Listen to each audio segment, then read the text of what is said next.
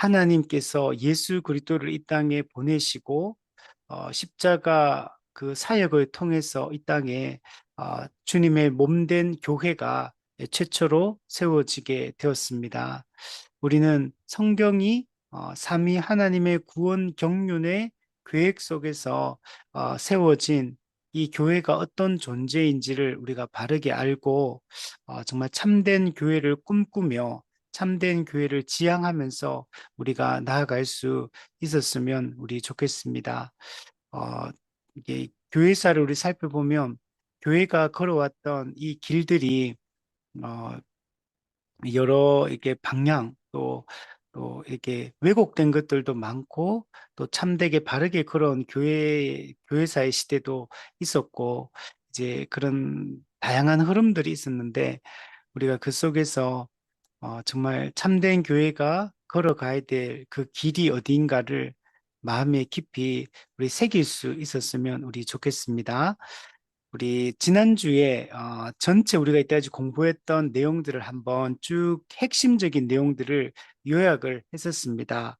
우리가 종교개혁 이후에 기독교 역사를 11시대로 나누어서 우리가 구분해서 전체 큰 흐름을 이야기를 했었습니다. 우리 종교개혁 시대, 정통주의 시대, 경건주의 시대, 그다음 제1차 대각성 운동, 그다음 자유주의, 그리고 2차 대각성 운동, 그리고 성결 운동, 그리고 근본주의, 오순절주의, 신정통주의, 신복음주의 이렇게 크게 11시대로 이렇게 종교개혁 이후에 교회사가 이게 흘러왔습니다.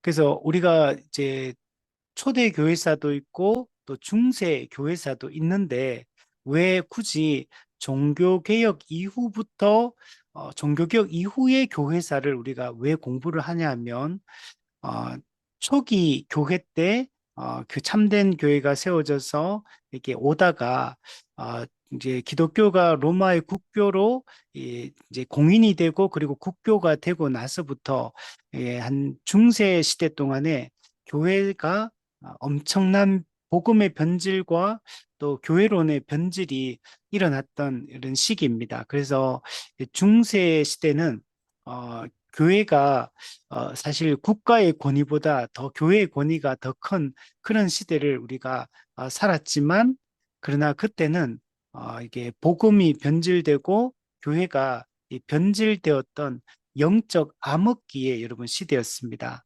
그래서 그 중세 시대 때는 우리가 딱히 배울 것들이 없어요. 오히려 종교개혁자들은 중세 시대의 이 교회의 이 모습을 거짓 교회라고 선언하면서 이 종교개혁이 일어났기 때문에 그래서 우리가 초기 교회, 초대 예루살렘 교회로부터 시작해서 이제 중세 기독교의 국교로 기독교가 되기 전까지 그 시대가 이제 교회가 참된 교회가 기독교가 걸어왔던 그 길들이거든요. 그때 우리가 그 시기를 초기 교회사를 우리가 공부하는 것들이 중요하고 그리고 이제 중세 교회사 같은 경우는 물론 거기서도 다 100%다 잘못됐다 이렇게 볼 수는 없어요.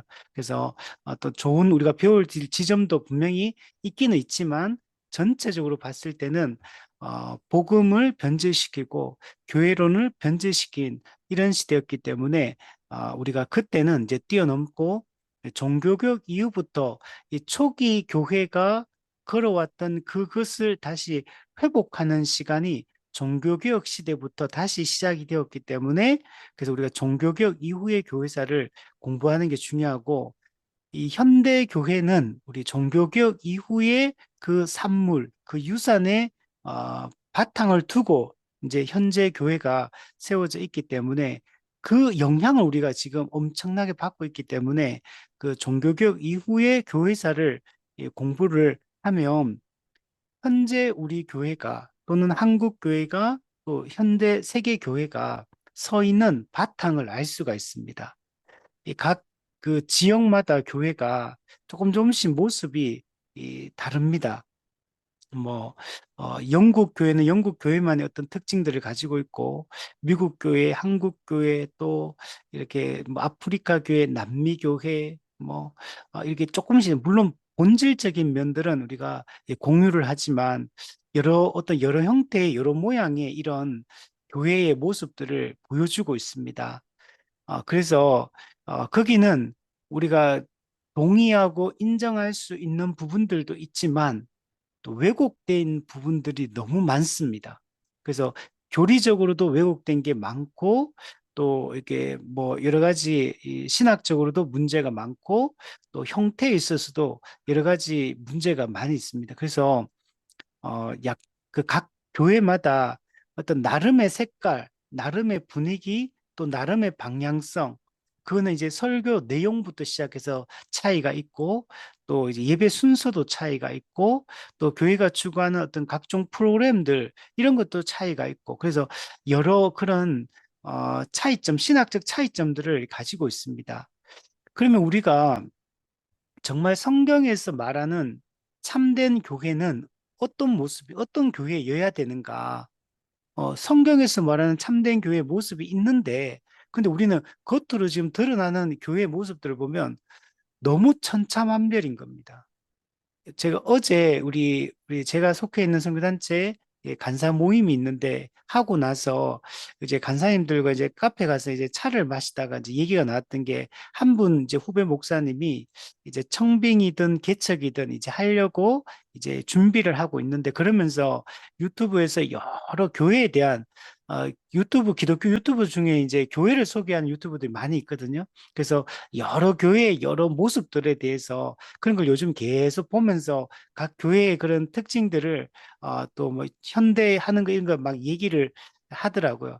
그러면서 이제 자기도 이제 그 후배 목사님도 보니까 너무 다른 거예요, 교회가. 모든 게 다 달라요. 그냥 뭐 이게 물론 이제 뭐 복음의 본질적인 거는 똑같겠지만 어떤 추구하는 거, 어떤 예배를 순서를 하나 하는 거, 또 뭐 프로그램을 하나 하는 거, 또 방향성을 잡는 이 모든 것들이 너무 차이 나니까 그래서 내가 만약에 개척을 하든지 청병을 받아서 이제 교회 담임을 가게 된다면 어떤 교회를 꿈꾸고 지향하며 가야 될지 정리를 하려고 이렇게 찾아보는데 너무 서로 너무 다르다. 특히 코로나 이후부터 이게 너무 많이 달라졌다. 너무 많이 달라지고 형태도 너무 다르고 그리고 교회도 가보면 교회마다 분위기가 확실하게 다르다는 거 우리가 예배를 드려보면 알아요. 말씀을 들어보고 그 교회를 이렇게 조금만 다녀보면 이 교회만의 어떤 특징과 분위기들이 있잖아요. 근데 그 프로그램도 너무 달라. 행사도 너무 다르고, 이제 어떤 시간을 사용하는 것도 너무 다르고. 그러니까 이제 이런 걸 볼 때 우리가 어떤 교회를 꿈꿔야 되는지 고민을 하지 않을 수가 없는 겁니다. 그러면은 각자 옳다고 생각하는 대로 교회를 세우면 되는 것인가? 그럼 그거는 아니라는 거. 성경에서는 교회가 어떤 존재인지 명확하게 이야기를 해주고 있고, 교회의 본질과 교회의 사명과 교회의 그 특징과 이 모든 것을 성경은 얘기해 주고 있고, 또 전하는 메시지의 내용에 있어서도 다 얘기를 해주고 있고, 그러니까 우리가 가야 될 길, 우리가 추구해야 될 비전과 목표가 너무 뚜렷하게 성경에는 기록이 되어 있다는 겁니다. 그래서 그런데 현재 하는 거 보면 사역이 너무 다른 형태로 하고 있으니까 어떤 게 올바른 길인가를 우리가 잘 분별하고 우리가 그것을 추구해 가는 게 중요합니다. 그죠? 어떤 교회는 근본주의적인 색채를 가지고 있고 어떤 교회는 오순절주의적 색채를 가지고 있고 어떤 자유주의적 색채를 가지고 있고 너무 달라요. 그러니까 이제 우리가 이런 교회들 속에서 어떤 메시지를 전할지, 어떤 방향성을 가지고, 어떤 프로그램, 어떻게 전체가 통일성 있게 이 교회를 세워갈 것인가를 고민을 해야 됩니다. 우리 종교개혁 이후에 교회사를 공부한 이유가 바로 여기 있어요. 교회사를 공부를 해보면 성경이 말하는 참된 교회가 어떤 교회인지 성경을 통해서도 알 수 있지만 교회사를 공부를 해보면 교회가 이렇게 흘러왔구나라는 이제 큰 그림이 보이고 흐름이 보입니다. 그리고 그게 장단점이 명확하게 나타나요. 그리고 해보면 우리가 어떤 교회를 추구해야 되는지 우리가 선명하게 그런 개념들을 잡을 수가 있습니다. 물론 이것도 또 어떤 신학과 어떤 색깔을 가지고 있느냐에 따라서 교회사를 또 다르게 보는 분도 있긴 있습니다. 해석이 조금씩 다르긴 하지만 그러나 정통 교회가 걸어왔던 정통 기독교를 역사적 기독교가 걸어왔던 그 길들을 살펴보면 오늘 우리가 어떤 부분에 문제점이 있고 어떤 부분을 우리가 올바르게 지금 붙잡고 있는가를 판단하고 분별하는 게 가능합니다. 그래서 현재 교회들이 지금 현대 교회는 실용주의에 철저히 이제 함몰돼 있거든요. 실용적이고 효과적으로 이게 뭔가 교회가 성장만 하면 된다는 이런 생각들이 많아요. 그래서 실용주의적으로 접근해서 교회를 세워가는데 우리는 진리를 따르는 사람이지 실용적이고 효과적이고 또 성장할 수 있는 교회를 꿈꾸는 건 아니거든요. 그래서 우리는 성경이 말하는 참된 교회가 되고 참된 교회로서 살아가고 그리고 그 모든 전하는 메시지든 행사든 프로그램이든 방향성이든 모든 것들을 성경의 원리를 따라 우리가 또 역사적 기독교가 걸어왔던 그 원리를 따라 하는 것이 매우 중요한 것입니다. 그래서 이 기독교 역사 공부를 통해서 우리가 이런 것들을 살펴보았고 오늘 총정리해서 이제까지 우리가 공부했던 11시대의 종교개혁의 시대를 우리가 하면서 보았던 우리가 여기서 전체를 압축해 가지고 핵심적으로 우리가 가야 될 길이 어떤 교회를 세워 가야 되는지를 좀 선명하게 확신을 좀 가질 수 있는 이런 시간이 우리 되었으면 우리 좋겠습니다.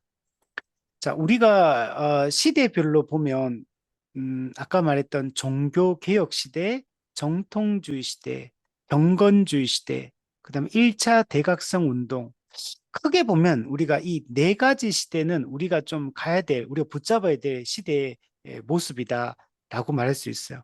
종교개혁은 로마 가톨릭의 왜곡된 교리와 신학들을 다시 새롭게 재정립해서 초대 교회가 가지고 있었던 그 올바른 신학과 교리를 이제 그걸 기반으로 더 발전시킨 시대가 이 종교개혁과 정통주의 시대다라고 말할 수 있어요. 특히 종교개혁의 유산의 기본 뼈대를 가지고 정통주의 시대 때 아주 깊이 있게 학문적으로 이게 정립을 하고 교리적으로 아주 세밀하게 정리한 시간이 이 정통주의 시대입니다. 그 현재 우리가 가지고 있는 이 정통개혁 신앙은 이 종교개혁과 정통주의 시대 때 거의 정립이 다 됐다라고 말할 수 있어요. 초기 교회 때 삼위일체와 관련된 내용들이 어느 정도 정립이 잘 되었고, 그리고 그것을 기반으로 종교개혁 정통주의 시대 때 세밀한 신학적인 이런 교리적인 내용들이 이 정립이 되면 이때 엄청나게 다 싸우면서 뭐 피를 흘리면서 이런 것들을 진리를 지켜냈던 이런 시기입니다. 그래서 정통주의 시대 같은 경우는 이제 종교개혁, 천주교, 로마 가톨릭과 또 종교개혁 안에서도 여러 루터파, 개혁파, 또 영국 성공회, 또 제세례파 이렇게 나누어집니다. 그중에서 이런 기독교 안에서 교파 간에도 세밀한 그 교리적 차이들, 신학적 차이들을 이제 정립하는 시기가 이 정통주의 시대입니다. 그래서 정통주의 시대는 거의 학교의 이 교수들의 학문적인 어떤 다툼을 하는 이런 시기가 이제 신학적으로 이게 정통주의 시대다. 그래서 이때 거의 정립이 됐고, 우리가 현재 가지고 있는 것들은 이 시대에 거의 정립됐다라고 말할 수 있고, 근데 그게 플러스, 근데 그게 형식적 신앙으로 흐르면 안 돼요. 지식은 많아지는데 삶이 뒤따르지 않고 실천이 없으면 안 되기 때문에 경건주의 시대 때는 정말 그 올바른 풍성한 진리를 우리가 붙들고 이제 그것을 실제 삶 속에서 실천하며 거룩하게 살아가기 위한 운동들을 펼쳤던 이런 살아있는 신앙, 경건한 실제적 신앙을 추구했던 시대가 이 경건주의 시대다. 그래서 이때는 아주 영적으로 마음이 뜨겁고 하나님을 의지하고 깊이 있는 어떤 살아있는 그 하나님과의 교제, 성도와의 교제가 이루어졌던 시기가 이 경건주의 시대입니다. 그래서 이때는 우리가 다 추구해야 될 방향이고 또 1차 대각성 운동 같은 경우도 처음으로 교회가 대규모적인 집단적인 회심 현상을 경험합니다. 즉 우리가 말하는 부흥, 리바이벌을 경험하는 시기입니다. 근데 이 부흥은 사람의 노력으로 만들어진 게 아니라 성령의 강권적인 역사로 참된 복음의 진리가 가르쳐지고 그때 성령께서 역사하셔서 대규모적인 이런 음, 부흥이, 회심 현상이 일어나게 되고, 교회가 그때 사람들이 회개하고, 죄를 고백하고, 주께로 돌이켜서 정말 말씀을 붙들고 은혜 가운데 살아가고, 또 받은 은혜를 가지고 나가서 전도하고, 선교하고, 이런 게 막 불붙는 시간이 바로 이 1차 대각성 운동, 미국에서 조나단 에드워즈를 중심으로, 영국에서 요한 웨슬레와 또 조지 휘필드, 찰스 웨슬리 이런 사람을 중심으로 대부흥 운동이 일어났던 시기입니다. 그러다가 이제 유럽 사회가 이제 합리주의적 세계관이 들어오게 되고 인간 중심의 이제 세상, 또 그다음에 이성 신중심의 이런 세상으로 바뀌게 됩니다. 계시에서 이제는 이성, 그리고 신중심에서 인간 중심, 이제는 종교의 필요성, 신의 필요성을 이제 부정하는 이런 시대로 진입을 하게 됩니다. 그래서 사람들은 인간의 이성을 강조하고 경험을 강조하고 합리성을 강조하고 과학을 강조하고 인간의 이제 경험되는 것들을 진리로 이제 받아들이는 이런 시대가 됩니다. 그리고 신을 의심하고 이제 다 부정하는 그런 인간의 가능성을 얘기하고 인간의 이성으로 모든 걸 할 수 있다는 이런 낙관론 어떤 이런 것들이 막 꼽히는 시기가 이제 도래하게 됩니다. 근데 사회 시대 사조가 그렇게 바뀌니까 그게 교회 안으로 그대로 영향을 미쳐요. 그래서 교회도 자유주의 신학이 이제 꽃피우게 됩니다. 이 합리주의적 세계관으로 신학과 교리를 설명하려고 하는 이런 풍토가 자리 잡게 되고 그러다 보니까 인간의 이성과 경험으로 경험되는 것들, 이해되는 것들, 합리적으로 이해되는 것들 이것만 이제 받아들이는 시대가 된 거예요. 그러다 보면 교회에서도 어떤 현상이 일어나냐면 초자연적인 것들, 기적적인 요소들, 인간의 이성과 경험으로 알 수 없거나 경험될 수 없는 것들은 과학적으로 증명되지 않는 것들은 다 배제시켜 버리고 다 빼버립니다. 그래서 이게 뭐 천국, 지옥, 그다음에 뭐 그 부활, 뭐 성육신 모든 걸 다 빼버립니다. 그냥 그 인간의 이성으로 이제 우리가 받아들일 수 있는 것, 경험으로 우리가 이해되는 것들, 이것만 딱 남깁니다. 그러니까 기독교의 초월성을 다 잃어버리게 된 거. 기독교는 더 이상 초월적 종교가 아니에요. 신비적 종교도 아니에요. 그냥 윤리적 공동체. 그냥 예수도 그 당시에는 역사적 예수 이런 걸 강조를 많이 해요. 그 예수님도 어떤 하나님의 아들, 메시아로서의 예수가 아니고 그냥 탁월한 성경 교사, 도덕 교사, 그냥 도덕 선생, 최고의 도덕적인 인간 이렇게 보고 하나님 나라라는 것도 이 세상에 만들어지는 윤리 공동체, 그냥 인간의 인간적 윤리가 이제 통하는 이런 공동체가 하나님 나라다. 이런 개념들이 다 이제 들어오게 돼요. 천국, 지옥 이런 거 다 없어져 버립니다. 그러니까 이게 자유주의 신학이에요. 이 독일에서 자유주의 신학이 이제 독일에서 시작이 되어서 유럽 사회에 이게 영향을 미치기 시작하고 이게 나중에 또 미국으로 건너오게 되고 미국에서도 1900년 초반에 아주 미국에 꽃피우게 됩니다. 이게 우리나라에도 여러분 엄청나게 빨리 들어와요. 1900년 초반에 자유주의 신학이 미국에서 완전 꽃피우게 되는데 그때 영향을 받은 사람들이 한국으로도 들어오게 되고 한국도 초기에 장로교가 평양 신학교를 만들거든요. 나중에 조선 신학교를 만들어요. 조선 신학교가 이 자유주의 신학에 근거한 이 신학교입니다. 그래서 장로교 내부에서 이게 자유주의 신학을 따르는 사람들과 이 복음주의를 따르는 사람들이 나중에 이제 분열이 일어나서 교회 안에 이 분열이 또 일어나는 것들을 또 한국 교회도 그런 역사적 배경들을 가지고 있습니다. 어쨌든 이런 게 일어나고 또 미국에는 1차 대각성 운동이 일어나고 나서 좀 시간이 좀 지나면서 다시 또 이제 형식적인 신앙으로 빠지게 되고 그래서 2차 대각성 운동이 찰스 피니에 의해서 중심으로 디엘 무디 이런 사람들이 같이 그 2차 대각성 운동을 일으키게 됩니다. 근데 이때는 좀 다른 거는 1차 대각성 운동은 성령의 주권적 역사, 강권적 역사에 의해 부흥이 일어나는 걸 중요시 여기는 올바른 성경적 방식을 했다면 2차 대각성 운동은 사람의 인위적인 노력으로 방법론을 통해서 부흥을 좀 이렇게 준비하고 유도하고 또 분위기를 만들고 이런 것들을 인위적인 방법을 통해서 이제 부흥을 일으키려고 하는 이런 시도들을 2차 대학생 운동 때 하게 됩니다. 근데 이 방식이 지금까지 내려오고 있어요. 그래서 2차 대학생 운동 때 일어났던 이런 부흥주의, 이거는 참된 부흥이라기보다는 부흥주의라 그러면 부흥주의. 물론 이것도 100% 나쁜 건 아니에요. 이때 사실 전도의 열정이나 선교의 열정이나 영혼을 구원하려고 하는 이런 노력들은 사실은 칭찬할 만합니다.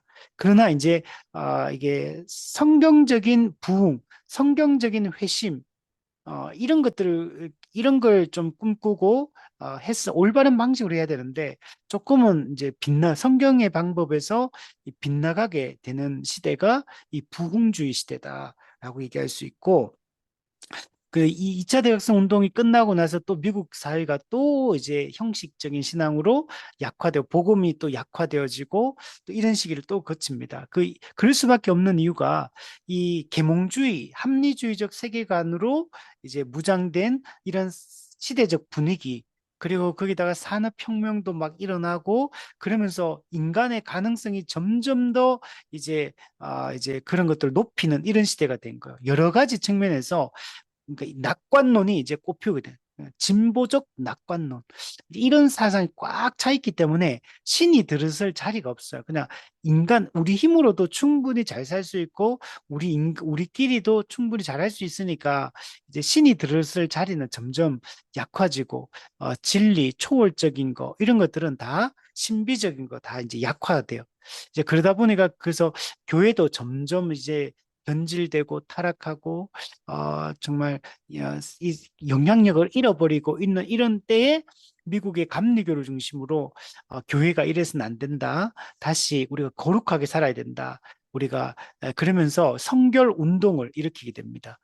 그래서 성결, 거룩 운동을 일으키게 되어서 또 어느 정도 미국 사회가 다시 어느 정도 교회가 올바른 방향으로 또 약간은 뉴턴을 하게 됩니다. 근데 좀 문제점도 있어요. 여기도 다 옳지는 않고, 그리고 이제 미국의 자유주의 신학이 막 꼽히니까 거대한 자유주의 신학이 물결을 형성했어요. 주류가 이제 자유주의 신학이 됐고 미국 정통 교단도 자유주의가 이제 완전히 장악을 해버렸어요. 그래서 한 7, 80%가 자유주의 신학을 따르는 주류 교단, 주류 교회, 주류 목회자, 주류 신학자가 돼버렸어요.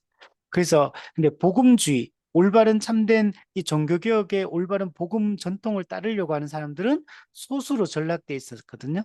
근데 이때 복음주의자들을 중심으로 해서 근본주의 운동이 일어납니다. 자유주의 신학과 맞서 싸우기 위해서 복음의 진리를 지키고 종교개혁과 정통주의 시대의 올바른 교리적 유산들을 이제 지켜내고 올바른 참된 교회를 세우기 위해서 이 복음주의자들이 기독교의 근본 진리, 근본 교리를 지키자. 성경의 영감설, 성경의 무호성, 성육신 교리, 예수님의 대속적 죽음, 예수님의 육체적 부활, 예수님의 재림, 이런 중요한 이게 성경적 가르침들을 우리 이거는 절대로 타협해서는 안 된다. 왜냐하면 자유주의는 이걸 다 타협해버리고 다 없애버렸거든요. 그래서 이제 근본주의 운동에는 이 올바른 복음주의를 추구하고 근본 진리를 지키자 이렇게 일어났어요.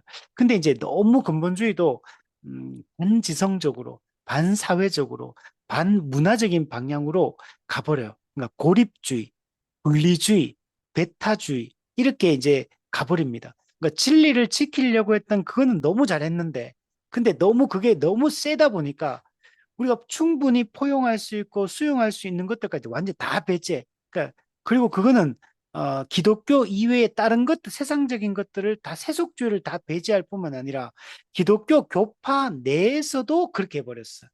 기독교 교파 내에서도 약간 생각이 다를 수 있는데 이런 거 다 잘라버리는 거, 다 잘라버리고 그냥 우리가 말하는 이것만 옳아 이런 식으로 너무나 이제 고립주의로 배타주의로 가버렸기 때문에 그래서 근본주의는 한계를 드러내게 됩니다. 그래서 아주 근본주의는 아주 소수 세력으로 이제 전락을 해버려요. 근데 그때 이제 또 그런 거면 또 미국에는 또 1900년 초에 또 어떤 운동이 일어나면 오순절 운동이 일어나요. 사도행전 2장의 오순절 성령 강림 사건을 그때처럼 그때 그 어떤 분위기를 재현해야 된다. 그래서 오늘 우리 시대도 성령님이 강력하게 역사하고 성령님의 강권적인 역사의 결과로 그때 초대교회 때처럼 이게 엄청난 이런 변화를 일으키고 또 기독교에 영향력을 끼치는 이런 게 돼야 된다. 그러면서 이 오순절 운동이 일어납니다. 이거는 이제 처음에 방언 때문에 이렇게 일어나게 돼요. 그래서 이 방언, 그래서 방언이 성령 세례의 증거다 이렇게 주장하면서 오순절 운동이 펜타코스트 운동이 일어나게 됩니다.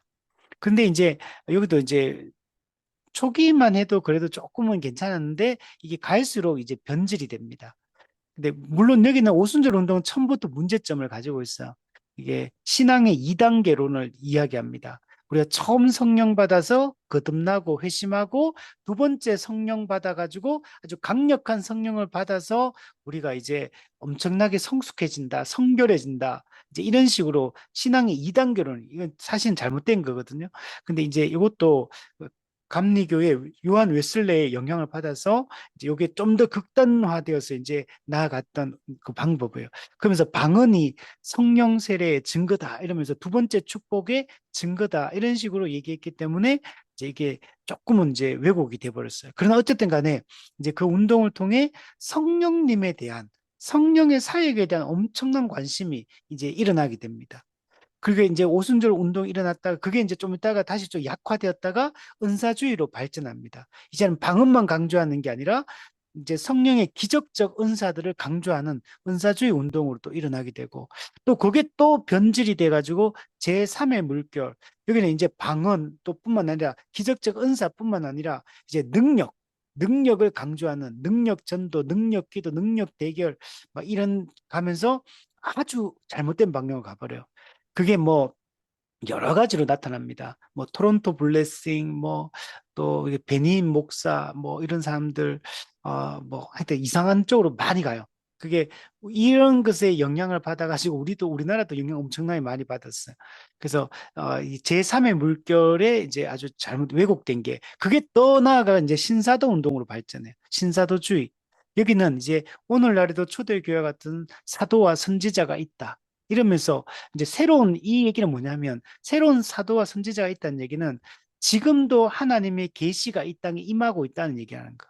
그래서 직통 계시 이런 게 있다고 말하는 거고 그리고 여러 가지에서 신사도 운동은 그 이단적인 아주 나쁜 방향으로 흘러갔던 게 이 신사도 운동이에요. 그래서 이런 것에 영향도 있었고 근데 또 유럽에서는 자유주의 신학과 싸우기 위해서 그칼 바르트를 중심으로 신정통주의가 또 일어나게 됩니다. 신정통주의는 자유주의 신학이 인간 중심으로 갔기 때문에 이제 다시 하나님 중심으로 신앙을 회복한 이제 사건이에요. 그리고 말씀 중심, 예수 그리스도 중심적 이런 식으로 많이 초월성을 강조하고 또 말씀을 강조하고 그리스도를 강조하고 또 올바른 방향으로 잡아서 자유주의 신학과 신정통주의가 또 맞서 싸웁니다. 미국에는 자유주의와 싸우기 위해서 근본주의가 일어났다면 유럽에서는 독일에서 이 자유주의 신학과 싸우기 위해서 신정통주의가 일어나서 같이 맞서 이 싸우게 되었다. 그래서 했지만 또 신정통주의도 문제점을 가지고 있어요. 그래서 성경을 하나님의 말씀으로 온전히 바라보는 게 아니고 또 다른 형식으로 이해합니다. 비평주의, 자유주의 신학의 비평주의 방법론을 또 그대로 들고 들어오기 때문에 또 문제점을 또 가지고 있어요. 그리고 여러 가지 교리적으로도 또 정통 개혁 신학에서 추구했던 교리적 해석과는 또 차이점을 보이는 부분들이 많이 있습니다. 자, 그리고 그 미국에서 근본주의 운동이 가지고 처음에는 올바른 교리를 붙들고 가려고 했던 그건데 이 또 여러 가지 아까 반지성적, 반문화적, 반사회적 고립주의로 갔기 때문에 또 여러 가지 문제점을 노출했어요. 복음주의 안에서. 그래서 여기에 이걸 좀 새롭게 우리가 좀 바꾸자 나온 게 신복음주의 운동이 일어납니다. 신복음주의 운동은 근본주의가 추구했던 종교개혁과 정통주의 시대의 교리와 신학은 이어간다. 그거는 그대로 이어가지만 근본주의의 반지성적인 이런 고립주의, 반문화적인 이런 것들은 우리가 바꾼다. 그래서 지성적으로 우리는 간다.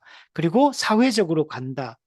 그리고 우리는 이 사회적 책임을 다하는 이 총체적 복음을 선포하는 이런 교회, 참된 교회를 세워간다. 이렇게 해서 신복음주의가 이제 복음주의 운동이 또 일어나게 됩니다.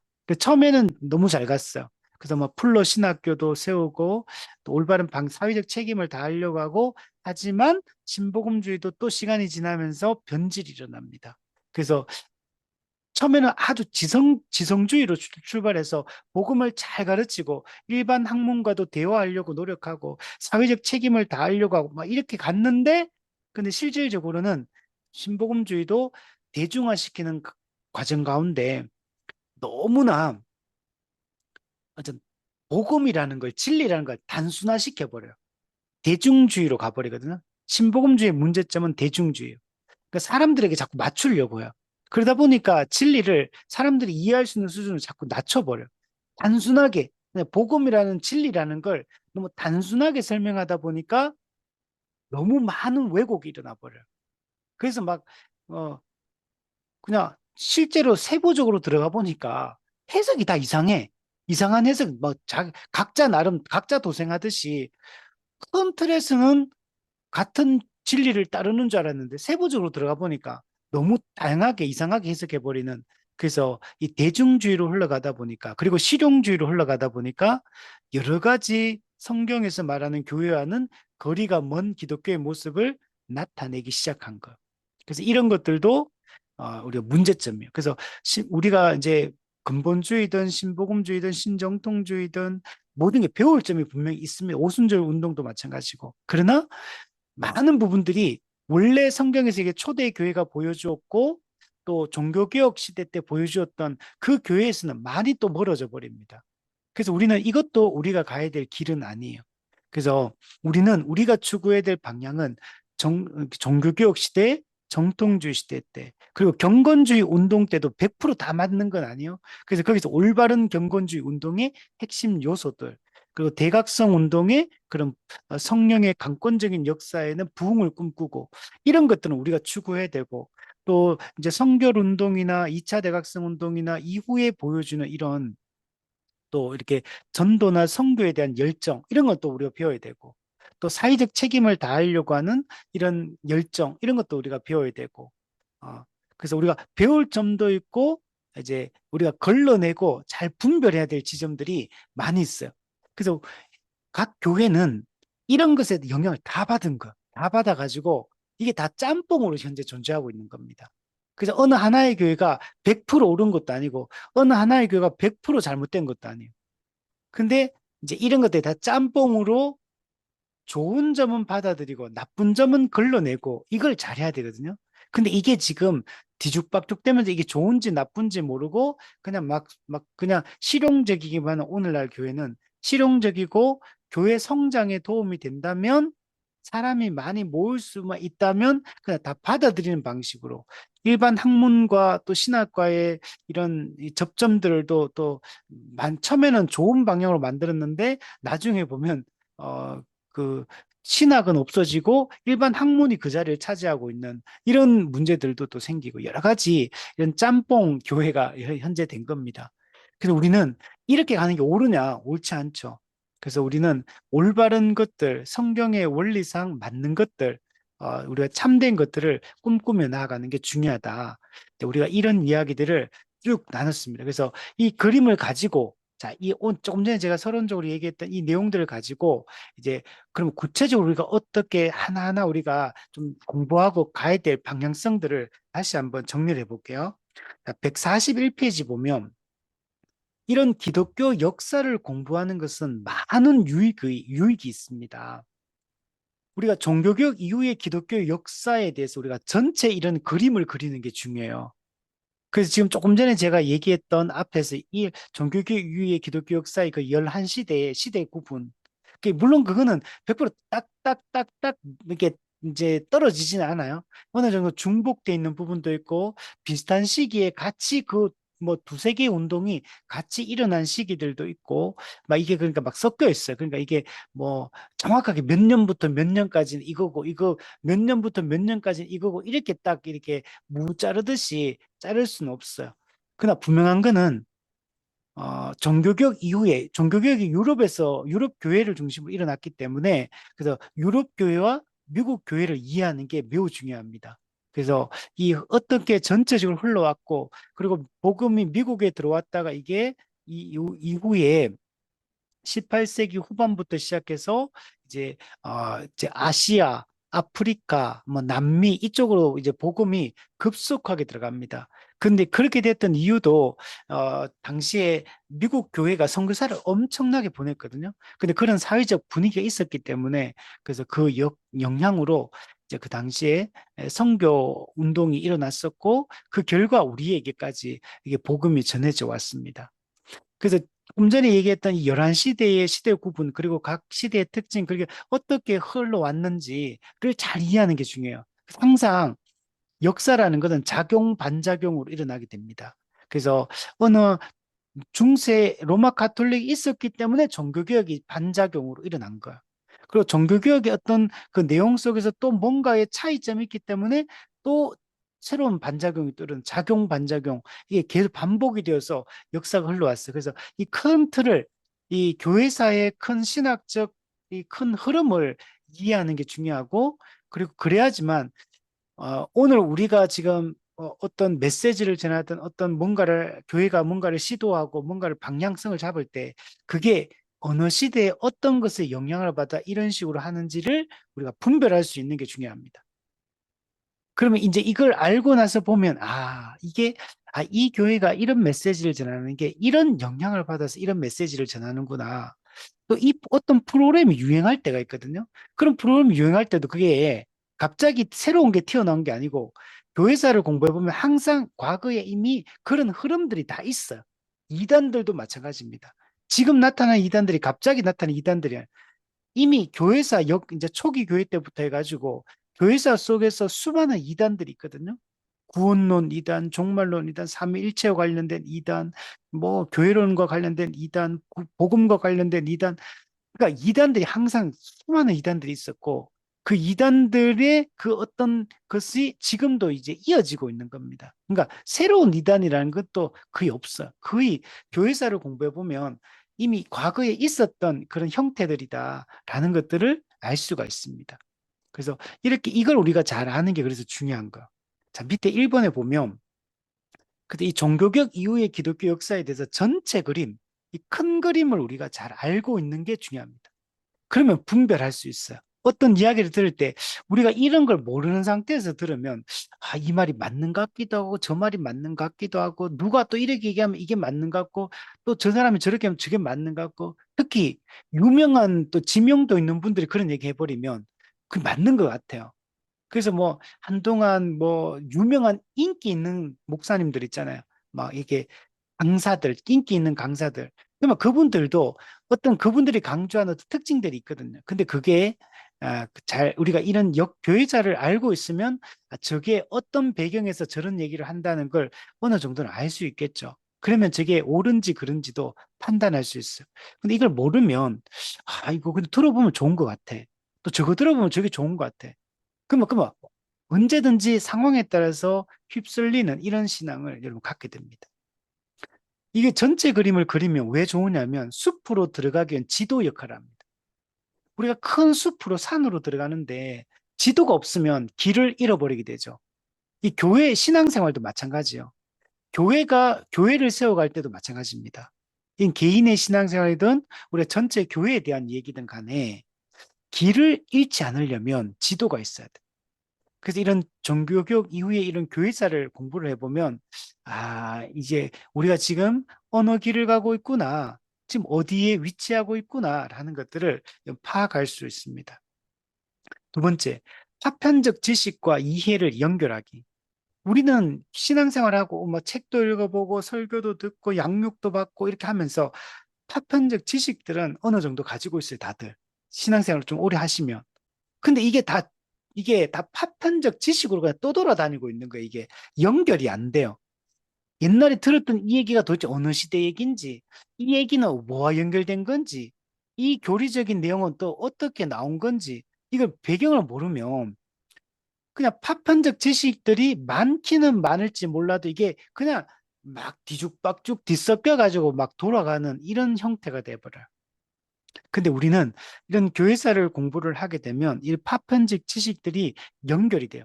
그럼 교회사를 공부해 보면 단순히 역사만 공부하는 게 아니에요. 이 당시의 어떤 시대 사조도 공부를 해야지 알 수 있는 거고, 그리고 이 교회사는 교리사하고 매우 밀접하게 연관이 돼 있어요. 교리가 발전되는 것과 교회사의 진행은 그 연결돼 있습니다. 그래서 이 역사를 공부할 때 우리가 교리와 신학을 사실 동시에 공부를 하게 되는 이런 효과가 있습니다.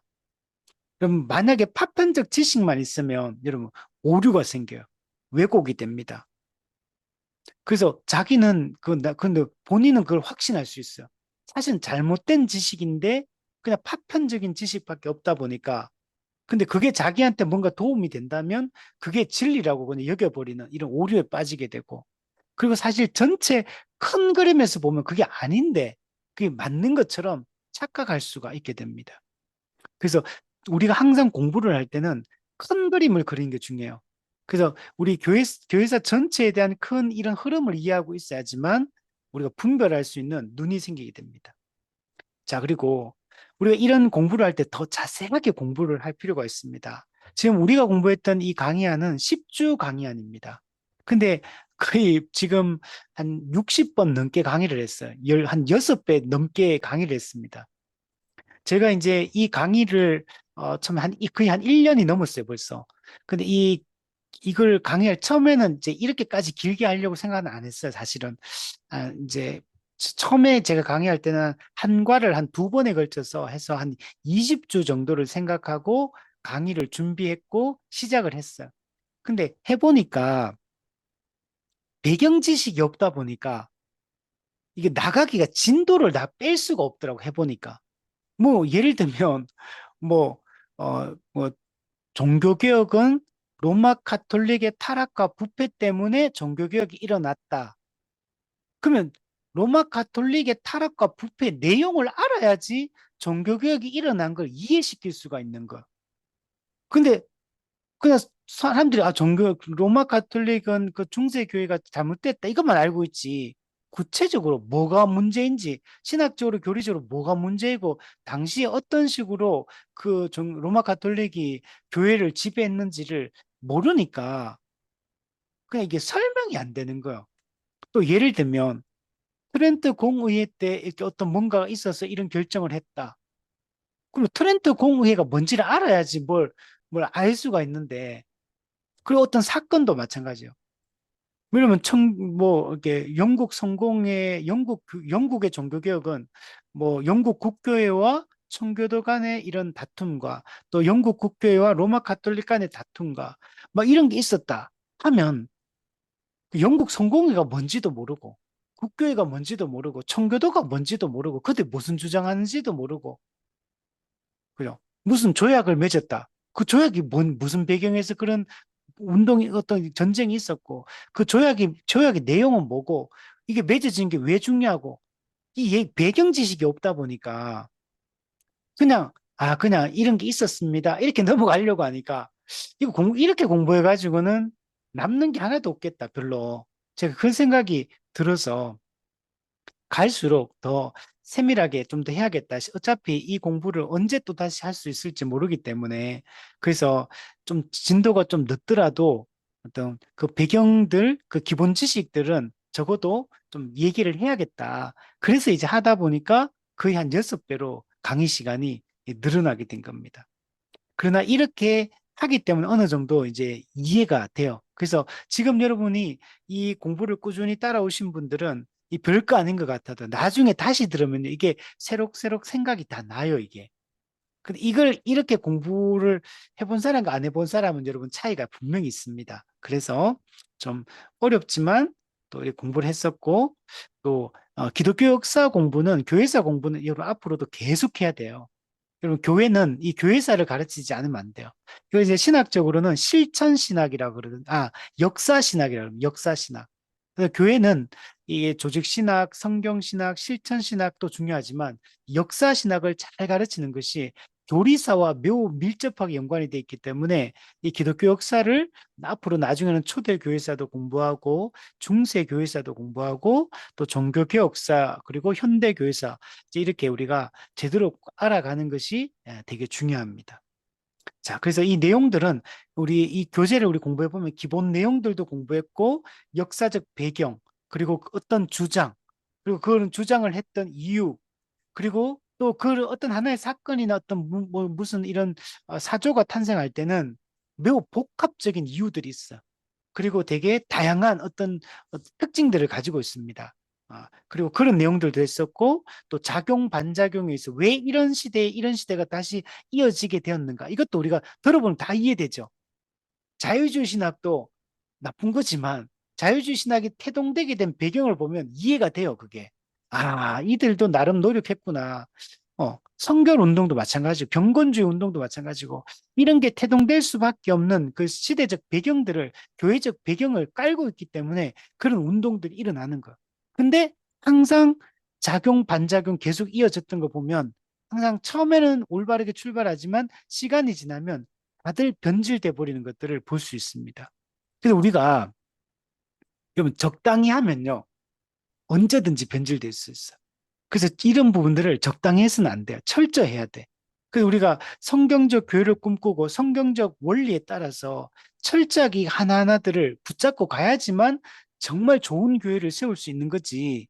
그냥 적당히 뭐 대중주의처럼 그러니까 적당히 이런 것만 우리가 공통분모가 있으면 다른 거는 각자 알아서 한다. 그러면요. 시간이 조금만 지나면 다 변질돼 버려요.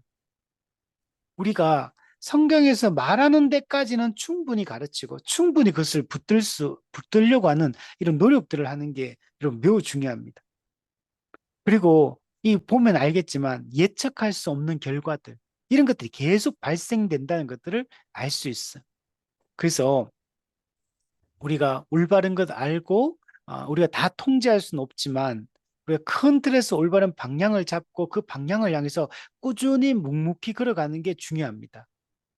그때 하나님의 은혜가 있을 겁니다. 자, 그리고 어떤 것들은 우리가 비판만 했던 것도 있어, 예전에. 근데 비판만 했던 것도 공부를 해보니까 이해되는 게 있어. 왜 이렇게 했는지, 왜 이런 주장을 했는지 이해되는 측면이 많아. 그래서 무조건 비판만 해가 될 문제는 아니다. 왜 그런 주장들을 하게 되었는지, 그건 이단조차도 마찬가지요. 이단이 어떻게 태동이 될 때 처음에 어떤 주장을 할 때 처음부터 잘못된 주장을 하는 이단도 있지만 항상 그렇지만 어떤 이단들의 주장은 처음에는 배경을 가지고 올바른 방향을 가기 위해서 주장을 했다가 그게 이제 점점 더 변질되면서 완전 이단적인 이 가르침으로 이렇게 그냥 고착화되는 이런 것들도 많이 있거든요. 그래서 단순히 비판만 우리가 할 게 아니라 비판할 건 비판하되 우리가 이해하고 또 우리가 거기서 우리가 배워야 될 지점들이 있다 분명히 또 우리 정통 교회를 되돌아봐야 될 우리의 신앙을 되돌아봐야 될 부분들이 많다라고 생각을 해야 됩니다. 그래서 이런 공부를 해보면 이런 부분들이 얼마나 많은지 알 수가 있게 되는 거죠. 자, 세 번째는 기독교 역사를 공부하는 게 중요한 거는 나를 이해하는 데 매우 중요해요. 또 즉 교회를 이해하는 데 매우 중요합니다. 또한 내가 다니고 있는 우리 교회, 지역교회로서 우리 교회를 이해하는데 이게 매우 중요합니다. 우리가 교회에 등록을 할 때도 아무 데서나 세례받고 아무 데나 등록하면 안 되거든요. 그래서 충분히 내가 이 교회에 등록을 하거나 세례를 받을 때는 이 교회가 어떤 교회인가를 충분히 이해하고 등록을 해야 돼요. 그 메시지가 어떤 담임 목사가 어떤 신학적인 이런 어떤 신학을 가지고 있는지 어떤 방향성을 이 교회가 가지고 있는지 이걸 충분히 살피고 검증하고 우리가 등록을 해야 됩니다. 그래서 우리 성도로서의 나 자신을 이해하고 또 우리 교회를 이해하는데 매우 중요합니다. 이번 우리 교회가 갑자기 그냥 뚝 떨어진 어디 하늘에서 뚝 떨어진 게 아니에요. 우리는 지금 역사의 한 가운데를 지금 살고 있는 겁니다. 내가 이런 생각을 가지게 되고 이런 배경을 가지게 된 거, 우리 교회가 이런 모습을 띠게 된 거는 다 이유가 있는 거예요. 이게 그냥 갑자기 교회사와 상관없이 그냥 내 혼자서 나의 이런 모습을 만들어낸 게 아니에요. 우리는 다 어떤 것에 영향을 받아서 현재 이런 생각을 하고 있고 이런 교회의 모습을 여러분 가지게 된 겁니다. 그래서 지금 우리는 모든 것에 이 짬뽕으로 영향을 받아가지고 현재 나와 우리 교회가 세워져 있는 겁니다. 그래서 여기서 어떤 부분이 잘못됐는지, 어떤 부분이 잘하고 있는 건지를 판단할 수 있는 눈을 여러분 길러야 돼요. 그리고 이 공부를 해보면 당시에 이 믿음의 우리 선진들도 오늘 우리가 고민하는 것과 똑같은 고민을 했다는 것들을 알 수가 있습니다.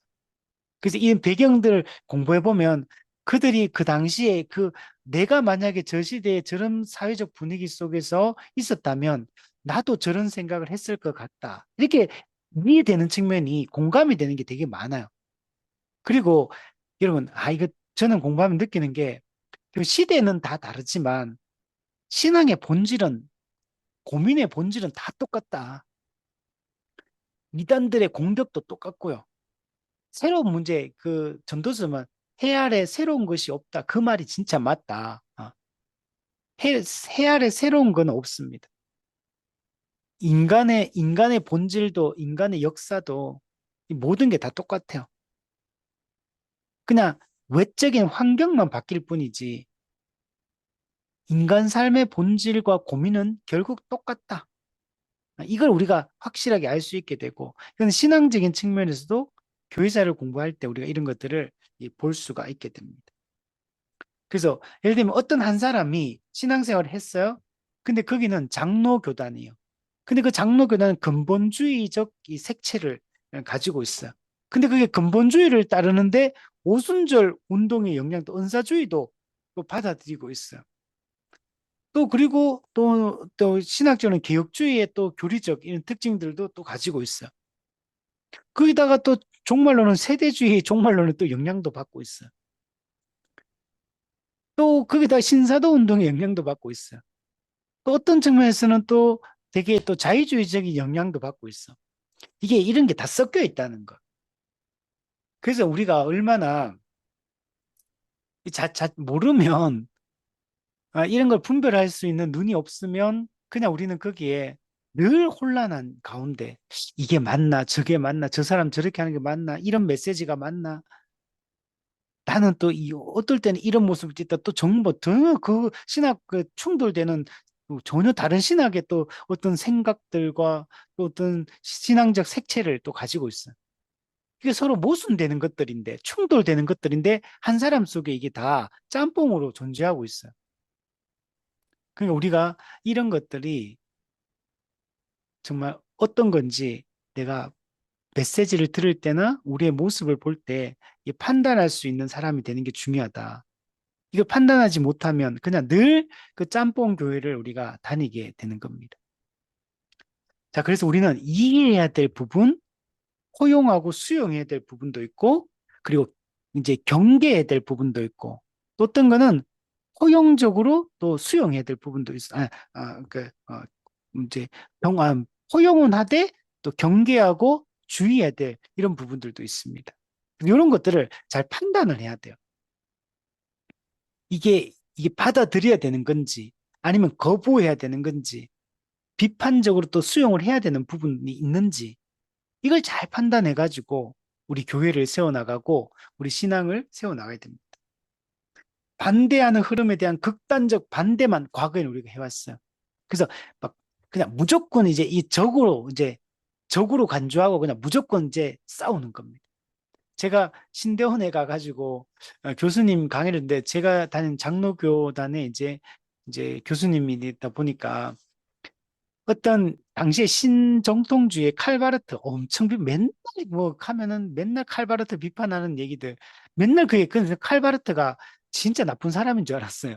칼바르트 책도 한 번도 안 읽어봤는데 교수님이 맨날 뭐 칼바르트 욕하고 자유주의 욕하고 맨날 그렇게 막 비판만 하니까 그러니까 무조건 그, 그, 그게 뭔지도 몰랐어요. 그냥 그냥 칼바르트 신정통주의 그것만 알지. 그 뭘 가르치는지 어떤 주장을 하는지 이것도 모르는데 그냥 칼바르트 비판하니까 아, 맞겠지. 뭐 교수님이 뭐 그렇게 얘기하니까 맞겠지. 그냥 이렇게 받아들이고 온 거야.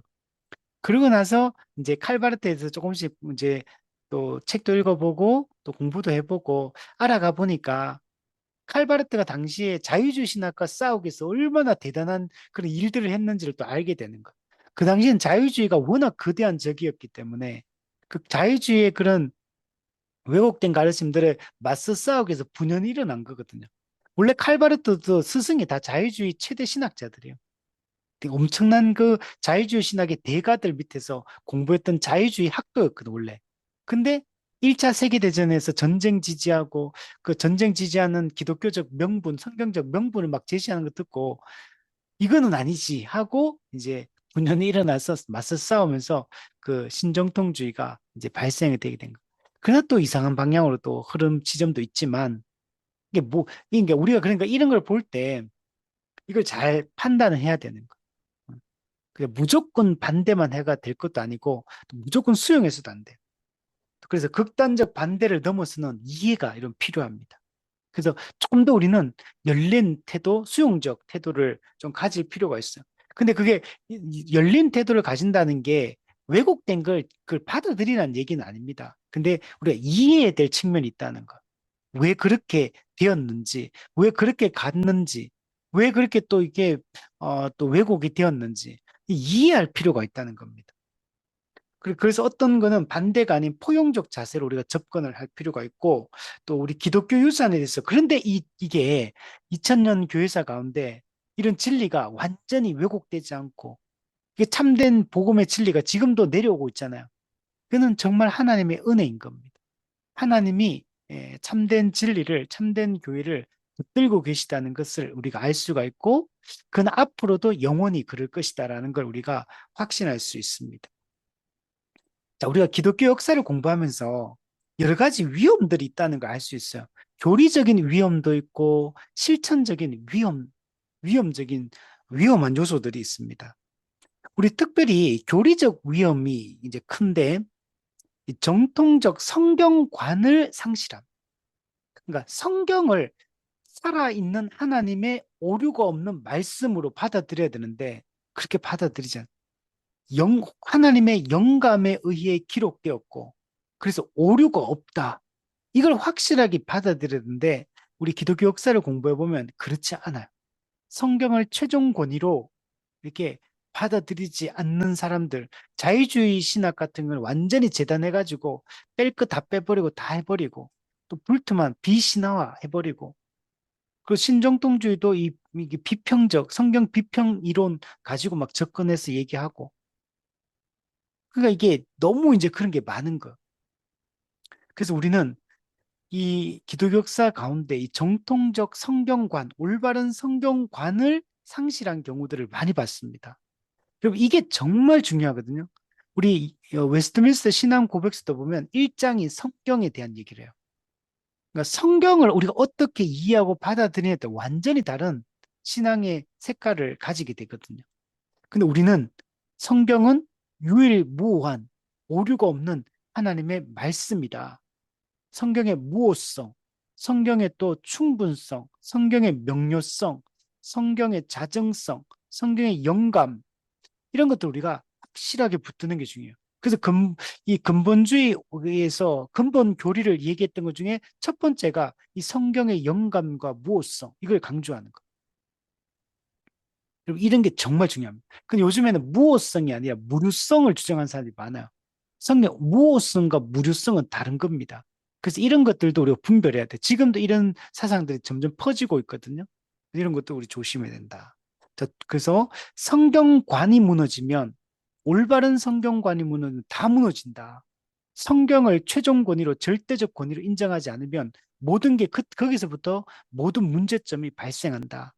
성경이 성경이 yes라면 무조건 우리는 yes라고 받아들이고 성경이 no라고 얘기하면 무조건 no라고 받아들여야지 우리의 경험과 이성으로 성경을 판단하고 재단하거나 또는 또 우리 이 땅에 있는 어떤 다른 타 종교가 가지고 있는 그런 가르침들이나 또는 인간 철학 또 그러니까 어떤 이런 거에 의해서 이게 성경을 재단하거나 이렇게 해서 안 된다. 모든 건 성경이 모든 걸 판단해야지. 다른 걸로 성경을 판단하려고 해서는 안 된다.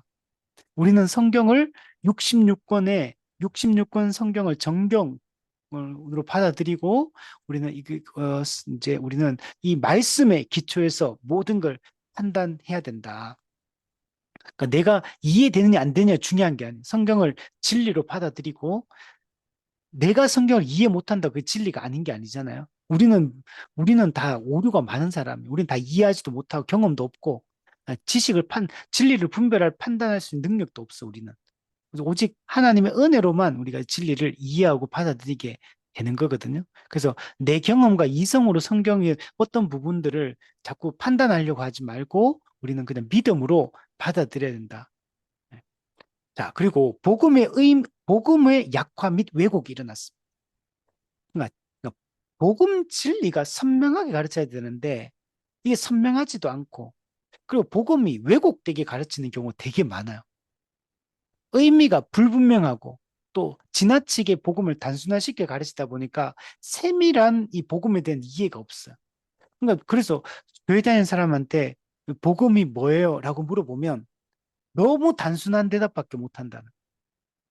그냥 복음이 뭐예요? 그러면은 A4 한 장을 주고 자, A4 한 장을 복음이 무엇인지를 내 말로 한번 적어 보세요. 라고 하면 적을 게 없어. A4에 한 두세 줄 적다 보면 적을 게 없어.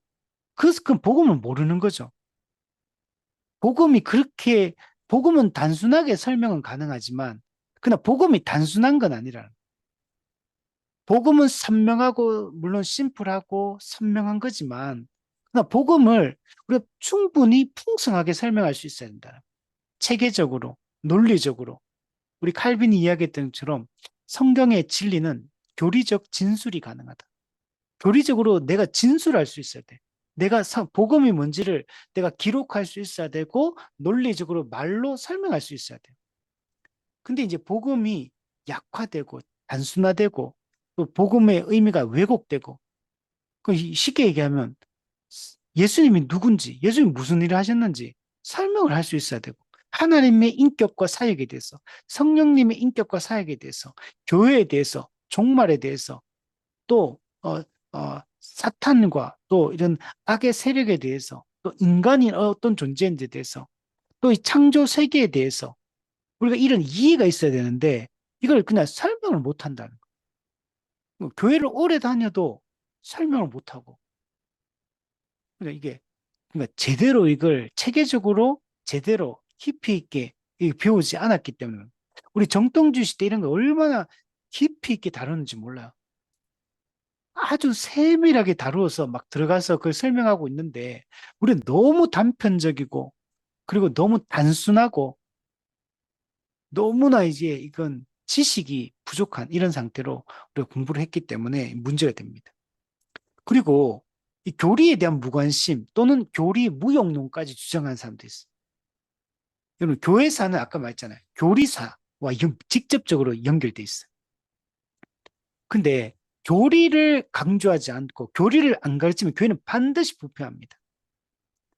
종교개혁 시대, 정통주 시대, 그 경건주 시대 때, 그리고 1차 대각성 운동까지 우리가, 우리가 가야 될 방향성이라고 했잖아요.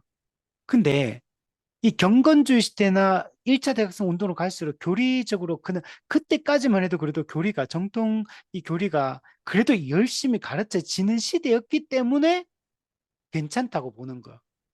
물론 근데 그때도 많이 약화된 상태 사실은. 종교개혁 시대는 이제 처음으로 포문을 열어서 막 로마 가톨릭과 싸우면서 로마 가톨릭의 잘못된 것들과 반대되는 올바른 교리를 핵심 아젠다를 제시하는 역할을 종교개혁 시대에 했다면 종교개혁 시대에 제시한 핵심 아젠다를 가지고 이걸 깊이 있게 정립하고 학문적으로 체계화시킨 시기가 정통주의 시대예요. 그 종교개혁과 정통주의는 같은 이 시대적 이 배경을 가지고 있는 거예요. 근데 이때 정말 정교하게 이렇게 설명하고 가르쳤거든요. 근데 그게 경건주의나 1차 대각성 운동 때까지만 해도 그래도 이게 어느 정도는 밑바탕에 깔고 갔기 때문에 그 시대는 올바른 방향성을 가질 수가 있게 된 겁니다. 그러나 정통주의 시대의 그때와 비교하면 많이 약화됩니다. 그것도. 그래서 우리가 이 교리에 대한 무관심 또는 무용론 이런 식으로 얘기해요. 아, 교회는 성경만 열심히 가르치면 되지. 교리라는 건 인간이 만든 건데 교리를 왜 자꾸 하나님이 직접 기록하신 말씀만 잘 가르치면 되지. 그러면서 성경 막 열심히 읽고 가르치면 하면 된다고 이렇게 말하는 성도도 있고 예, 목회자들도 있습니다. 아주 잘못된 생각이에요. 그럼 교리는 성경에서 나온 거고, 이 교리가 정립이 된 거는 하나님의 성령의 도우심으로 2000년 교회사 속에서 수많은 믿음의 사람들을 통해서 성경의 핵심 가르침들을 정리하고, 그걸 함축적으로 요약하고, 그리고 그것이 옳은지 그른지 수많은 토론과 또 그 과정 속에서 이해를 통해서 이게 정립되어 온 거예요. 그러니까 이게 교리라는 걸, 물론 교리는 지금도 이렇게 어떤 부분에서는 더 발전돼야 될 부분들도 있고 또 어쩌면 또 왜곡된 어떤 부분도 있을 수 있어요. 그러나 거의 그런 부분이 많이 없습니다. 물론 여기서 말하는 교리는 정통 교리를 얘기합니다. 그러니까 막 수많은 뭐 교단들이나 이상한 교리들을 만들어내거든요. 이단도 교리를 만들어내고 그런 걸 얘기하는 게 아니라 역사적 기독교가 2000년 교회사 가운데 물려준 이 정통 교리와 신학. 이것은 여러분 2000년 동안 계속 이게 수정 발전되면서 이게 정리되어 왔기 때문에 그 성경의 가르침을 가장 잘 담아내고 있다라고 봐야 돼요. 그래서 그러나 이제 교리를 공부했다고 해서 교리만 공부하면 끝나냐? 아니에요. 교리를 공부하고 그 교리가 성경에 정말 그 성경적 사상에 맞는지를 성경 본문 연구를 통해서 확인하는 작업들도 우리가 또 계속해야 돼요. 그건 2000년 동안 이제 수많은 믿음의 사람들이 해온 작업이지만 오늘 우리도 그냥 교리만 공부하고 끝, 이제 나 이거 진리니까 이것만 나 받아들일 거야. 이게 아니라 그게 정말 옳은지 또 성경을 연구하면서 그 교리가 나오게 된 성경 구절들, 배경이 되는 그 성경의 내용들을 살피면서 아, 정말 이 교리가 성경적으로 옳은 교리구나라는 걸 확신할 필요가 있어요. 그래서 반드시 우리는 이 교리 공부와 성경 본문 연구가 동시에 같이 가야 돼요. 항상. 그래서 성경을 통해 이 교리를 확인하고 또 교리를 통해 성경을 해석할 때 도움을 받고 그래서 이게 이 상호 보완적으로 계속 이렇게 가야지만 건강한 이 우리가 교회 생활을 할 수 있다라고 말할 수 있습니다. 자, 두 번째, 복음과 교리의 되었는데 근데 여러 차원에서 이게 약화되었습니다. 첫 번째, 아까 말했던 성경의 권위 차원, 성경의 권위가 약화된 거, 이거 우리가 회복해야 되고, 두 번째, 예수 십자가 복음, 복음에 대한 깊은 이해가 있어야 돼요. 복음은 반드시 두 가지 관점으로 이해됩니다. 예수 십자가 복음이라는 측면과 하나님 나라 복음이라는 두 측면으로 이해를 해야 돼요. 그래서 그래야지만 복음을 제대로 이해할 수 있습니다. 그래서 하나님 나라 복음, 하나님 나라 관점으로 복음이라는 걸 이해해야 되고 예수 십자가라는 관점에서 복음을 이해해야 돼요. 그래서 이 두 관점으로 우리가 깊이 있게 이해를 하고 다뤄가야 돼요. 복음의 기초를 공부하고 복음의 핵심들을 더 깊이 있게 우리가 다루어 가야 됩니다. 우리가 10주 과정에 복음의 기초를 공부하는 것은 가장 기본적인, 가장 기초적인, 그래서 기본 틀을 형성하는 작업들. 하나님 나라 복음과 예수 십자가 복음이라는 관점에서 복음의 기초적인 내용들을 정립해서 가리키는 게 이 복음의 기초 책인 겁니다. 근데 거기서 끝나면 안 돼요. 그럼 말 그대로 그냥 아주 기본적이고 가장 단순한 형태의 복음에 대한 설명인 거. 근데 거기서 이제 살을 붙여가는 작업들을 이제 해야 됩니다. 더 풍성한 이해, 더 깊은 이해, 더 다양한 주제들에 대한 이해를 이제 교리적 이해들을 갖는 것들이 중요합니다. 자, 그리고 세 번째는 성경적 교회라는 걸 우리가 추구해 나가야 됩니다. 그럼 복음과 교리가 올바로 가르치게 되면 참된 교회가 세워지게 됩니다. 그 참된 교회는 성경이 보여주고 있고 성경이 말하고 있는 교회이기 때문에 우리 참된 교회를 우리는 성경적 교회라고 합니다. 뭐 요즘에 또 건강한 교회다라고 할 때 뭐가 건강한 거냐? 성경이 보여주는 교회가 건강한 교회죠. 또 뭐 사도행전적 교회다 이런 표현도 쓰고 바른 교회다 이런 표현도 쓰고 그러니까 다 이런 게 다 어떤 거냐면 성경이 보여주고 있는 교회의 특징을 나타내는 교회를 얘기하는 거예요. 그래서 근데 가장 그걸 잘 담아낼 수 있는 용어는 성경적 교회라는 용어가 이 교회의 본질을 가장 잘 보여줄 수 있는 용어예요. 근데 교회가 그러면 뭐 모든 교회가 성경적 교회가 아닙니까? 아니요. 그러면 교회는 지상교회는 불완전한 교회고 이 땅에 교회라는 이름을 걸고 있지만 거짓 교회들이 많아요. 로마 가톨릭도 천주 교회라고 하잖아요. 로마 가톨릭 교회라고 하잖아요. 근데 그거는 거짓 교회입니다. 종교개혁자들은 로마 가톨릭을 거짓 교회라고 선언하면서 여러분 참된 교회를 세워야 된다. 그래서 종교개혁이 일어난 거예요. 그들이 가르치는 복음이 거짓 복음이기 때문에 참된 복음을 가르쳐야 된다. 참된 교리를 가르치는. 그래서 종교개혁이 일어났던 것 뿐만 아니고 이후에 수많은 이단들이 교회 안에 등장합니다. 그 교회들 우리는 이름은 교회잖아. 신천지 교회, 하나님의 교회, 여호와 증인 교회, 통일교 교회. 근데 그게 교회입니까? 그건 교회가 아니잖아요. 그러나 교회라는 이름을 쓴다고 해서 다 교회가 아니에요. 또한 우리 정통 교단 안에 교파와 교단 안에 있다 하더라도 여러분 그 이단적인 또는 성경의 진리를 왜곡하는 교회들이 얼마나 많은지 몰라.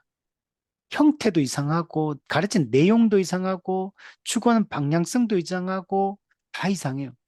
근데 그걸 겉으로 그냥 십자가 걸고 건물 지어놓고 막 그냥 교회의 그런 형태들을 갖추고 있으니까 우리가 다 그냥 교회라고 그냥 막 생각하잖아요. 일반 안 믿는 사람들이 볼 때는 그냥 교회 그러면 다 교회라고 생각하잖아요, 그냥. 근데 그렇지 않다는 거. 또 예를 들면 우리가 예를 들면 장로교 교단 안에 있는 교회를 할지라도 보수적 교단 안에 있는 교회라고 해서 그게 다 옳은 교회냐? 옳지 않습니다. 그래서 좀 정상적인 교단 안에 있는 교회 중에도 그 이단과 맞먹는 주장을 하는 사람들이 어마어마하게 많아요. 우리가 그런 사람 다 걸러내야 됩니다. 또 예를 들면 올바른 이제 정통 신학교를 나왔다고 해서 그 사람이 목사 안수를 정상적으로 받았다고 해서 그 사람이 참된 목사냐, 참된 교회를 세우는 사람이 맞냐? 여러분 아닌 사람이 천지예요. 그래서 우리가 지금 이 시대는 어떤 교파에 속해 있고 어떤 정상적인 공부 과정을 거쳤고 했다 하더라도 여러분 반드시 검증을 해야 되고 반드시 어떤 신학으로 무장되어 있는지를 판단하는 게 중요하고 아무리 정상적인 교단 마크를 가지고 있다 해도 그 교회 등록하거나 예배 참석하는 것들을 조심해야 돼요. 그래서 항상 우리가 그래야 되고 또 어떤 부분에서는 바르게 가르치는데 어떤 부분은 그 이단적 가르침을 가르치는 사람들도 많아요. 근데 조심해요. 목사님, 목회자들도 우리가 아무나 받아들이면 안 되고 전체 사상이 올바라야 돼요. 어떤 부분은 올바르게 가르치고 어떤 부분은 이상하게 가르치고 그는 비정상적인 거예요. 모든 부분에 물론 연약할 수는 있지만 모든 부분에 올바른 교리와 신학을 따르고 가르치는 설교를 하는 목회자를 여러분 찾아야 됩니다. 그냥 아무나 갔다가는 그게 위험해요. 그래서 우리가 교회든지 목회자든지 교단이라든지 이 모든 것들은 항상 우리가 잘 판단하고 어, 분별하고 찾아가는 게 중요하다. 자, 그리고 그럼 우리가 살아있는 신앙을 추구해야 됩니다. 신앙이 그 형식주의에 빠져 있고 그냥 형태는 그 겉으로 볼 때는 참된 이 신앙을 가지고 있는 것처럼 보이는데 사실은 왜곡되어 있고 너무나 생명력을 잃어버려서 죽은 신앙을 가지고 있는 경우 이런 경우 많거든요. 그러니까 말씀이 하나님과의 교제가 교회적 삶이 내 일상생활에 내 삶에 전혀 영향을 안 미치는 사람들이 많아요. 그건 죽은 신앙입니다. 요한계시록에 살았다는 이름은 가졌으나 실제로는 죽은 신앙입니다. 겉으로 볼 때 껍데기만 살아있는 거지 실제로는 죽은 겁니다. 그래서 우리는 이런 신앙이 되면 안 되고 그냥 지식만 또 있다고 되는 게 아니에요. 실제 실천이 있고 삶이 있어야 돼요. 열매가 있어야 됩니다. 그래서 정말 살아있는 그런 신앙, 우리 경건주 시대 때 하나님에 대한 뜨거운 그 사랑을 가졌던 모라비안 교도들이 그 폭풍우 속에서도 하나님에 대한 신뢰를 잃지 않고 잠잠히 하나님을 찬양할 수 있고 그의 생명을 걸고 복음을 전하고 거룩하게 살아갔던 그런 우리 신앙을 가지는 것이 필요합니다. 그걸 또 다르게 얘기하는 그걸 거룩이라고 하죠. 거룩. 예, 여러분, 우리 신앙생활을 똑바로 복음을 제대로 배우고 교리를 제대로 보면 우리는 이미 성 그리스도 안에서 거룩한 자가 되었지만 실제적으로도 우리가 점점 더 그리스도를 닮아 거룩해져 가야 됩니다. 생각과 태도와 행동이 거룩해져야 됩니다. 그리스도를 닮아가야 됩니다. 또한 우리 사회적 책임이 있습니다. 교회가 이 사회적 책임을 등한시하는 경우들이 있었거든, 시대별로. 근데 그러면 안 되죠. 그냥 우리가 종교적 활동만 열심히 한다고 되는 게 아니에요. 신앙은 진공 상태에서 이루어지는 게 아닙니다. 우리의 신앙생활은 이 타락한 이 세상의 한복판에서 이루어지는 것. 실제로 지금 마귀가 역사하고 있는 그리고 인간의 죄성과 재성이 만나서 갈등과 대립하고 전쟁하고 인간의 타락한 욕망이 부딪히는 이 현장 속에서 이루어지는 것. 여기는 가난의 문제가 있고 정의의 문제가 있고 빈곤의 문제가 있고 공정의 문제가 있고 부조리의 문제가 있고 수많은 문제점을 가지고 있는 이 현실 속에서 이루어지는 것. 이 속에서 우리는 정말 사회적 책임을 다해야 되고 우리가 이 사회를 온전히 완전히 변화시키지는 못해요. 그냥 우리 성도의 이 올바른 이런 생각과 태도가 삶이 이 사회 속에서도 이 사회의 문제와 이슈들에 대해서 우리 관심을 가져야 되고 그래서 뉴스도 우리가 잘 봐야 됩니다. 그냥 내 개인 신앙생활, 내 경건생활만 잘한다고 잘하는 게 아니에요. 우리가 가정에서도 직장에서도 학교에서도 이 사회 속에서도 또 한 국가의 국민으로서도 우리의 역할과 책임을 우리가 감당을 해야 됩니다.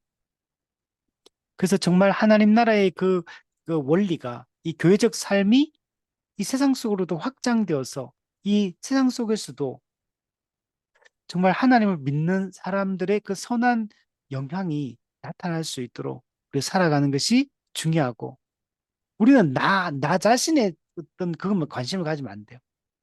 우리는 신앙은 항상 이웃을 향해야 됩니다. 먼저 교회 안으로 그리고 교회 밖으로 항상 이웃을 향한 이런 이게 신앙의 아주 이제 거듭난 사람의 이 본질적인 모습이다. 이렇게 생각이 듭니다. 자, 실천적 위험, 형식적 신앙, 실천하지 않는 신앙, 교회 성장만을 추구하는 신앙, 또 실용주의만 따르는 이런 신앙, 교회가 그럴 수 있죠. 실용주의. 이런 것들은 우리 다 위험합니다. 그래서 이런 것들 우리가 잘 걸러내는 게 중요하다. 자, 그리고 우리 한국 교회 모습 또는 오늘 우리가 다니는 우리 교회 모습들에 대해서 한번 살펴보면 우리 한국 교회는 이 보수적인 신앙을 기본적으로 가지고 있습니다. 참 하나님의 은혜라고 생각되는데 이 초기에 미국, 그다음에 호주, 뭐 캐나다, 뭐 이런 데서 주로 선교사들이 많이 들어왔거든요. 그리고 물론 영국에서도 들어오고 또 유럽에서도 들어오긴 했지만 주로 이게 캐나다, 영국, 미국, 호주 여기서 많이 들어왔어요. 근데 여기서 이제 그 선교사들이 외국 선교사들이 들어왔을 때 대부분 다 신학적으로 어느 정도 보수적인 신학을 가지고 있는 사람들이었어. 그래서 그분들이 우리 한국에 들어와서 한국 교회가 이 보수적 신앙을 갖는데 이 도움을 많이 받았습니다. 물론 그들 중에는 종말론 부분에 있어서는 그들이 당시에 세대주의가 미국에서 아주 영향을 많이 미치고 있었기 때문에 이 종말론에 있어서는 세대주의 종말론 영향을 받은 그런 가르침을 가르쳤어요. 그래서 다른 부분에 있어서는 되게 보수적이고 개혁적인 이런 복음적인 이런 신앙의 가르침을 가르쳤는데 이 종말론에 있어서는 세대주의 종말론의 영향을 많이 받아서 그것을 많이 가르쳐서 우리 한국 교회가 종말론에 있어서는 많이 왜곡이 돼버렸어. 그래서 한국 교회 종말론 이단들이 전부 종말론 이단들이고 그런 이단들이 이렇게 많이 나타나게 된 배경이 이 세대주의 종말론의 그 영향을 한국 교회가 받았기 때문에 그런 겁니다. 근데 이거는 미국 교회도 그 당시에 1900년 초반에 그 세대주의 신학이 미국 교회에 아주 막 엄청나게 종말론 사상에 있어서 영향을 많이 미칩니다. 그 왜 그러냐면 원래 세대주의는 영국에서 1800년 초에 시작이 됐어요. 근데 영국에서는 별로 영향을 안 미쳤습니다. 근데 이 세대주의가 미국으로 건너가면서 미국에는 아주 큰 세력을 형성하게 돼요. 그럼 미국에는 왜 그러냐? 아까도 말했는데 미국의 자유주의 신학이 엄청 득세를 하다 보니까 복음주의자들이 자유주의 신학을 막아야 된다. 그래서 근본주의 운동이 일어납니다. 그래서 하나님 중심, 초월성을 강조하고 하나님을 강조하고 참된 이 근본 교리를 강조하고 이 근본주의 운동이 일어나서 자유주의 신학과 맞서 싸웁니다. 근데 이제 힘이 좀 딸려요.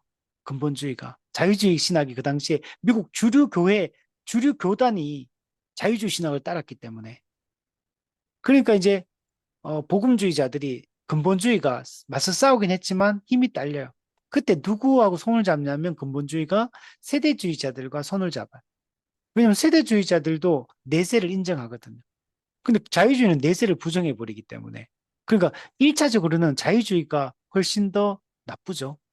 그러니까 이제 근본주의 입장에서는 내세를 강조하고 뭐 미래를 휴거를 막 얘기하고 이렇게 하는 이런 세대주의하고 근본주의가 힘을 합쳐가지고 싸우게 되고 그래서 세대주의가 나중에 근본주의의 주류 세력이 돼버립니다. 근본주의 운동이었는데 이 세대주의가 중심부를 차지해버려요. 그러니까 이제 세대주의가 미국 교회에 아주 꽃을 피우게 됩니다.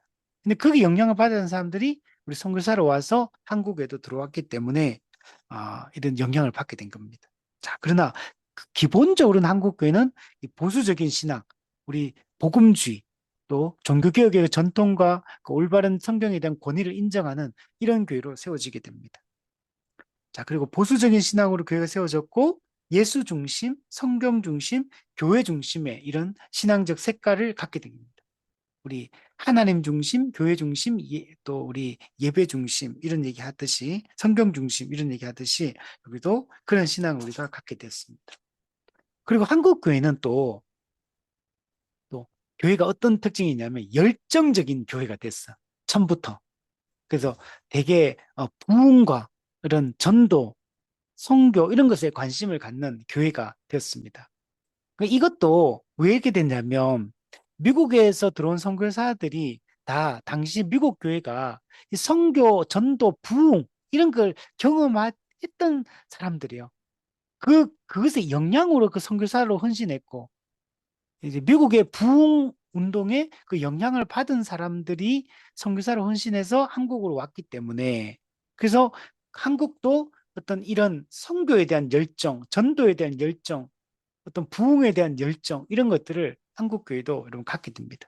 그 실제로 1903년도에 원산 부흥운동이 일어나고 1907년도에 평양 대부흥운동이 일어나고 1910년도에 100만인 구령운동이 일어나고 1973년, 74년에 빌리 그레함이 또 들어와가지고 또 엄청난 여의도에서 부흥 집회 막 100만 명, 150만 명 막 이렇게 모입니다. 여의도에.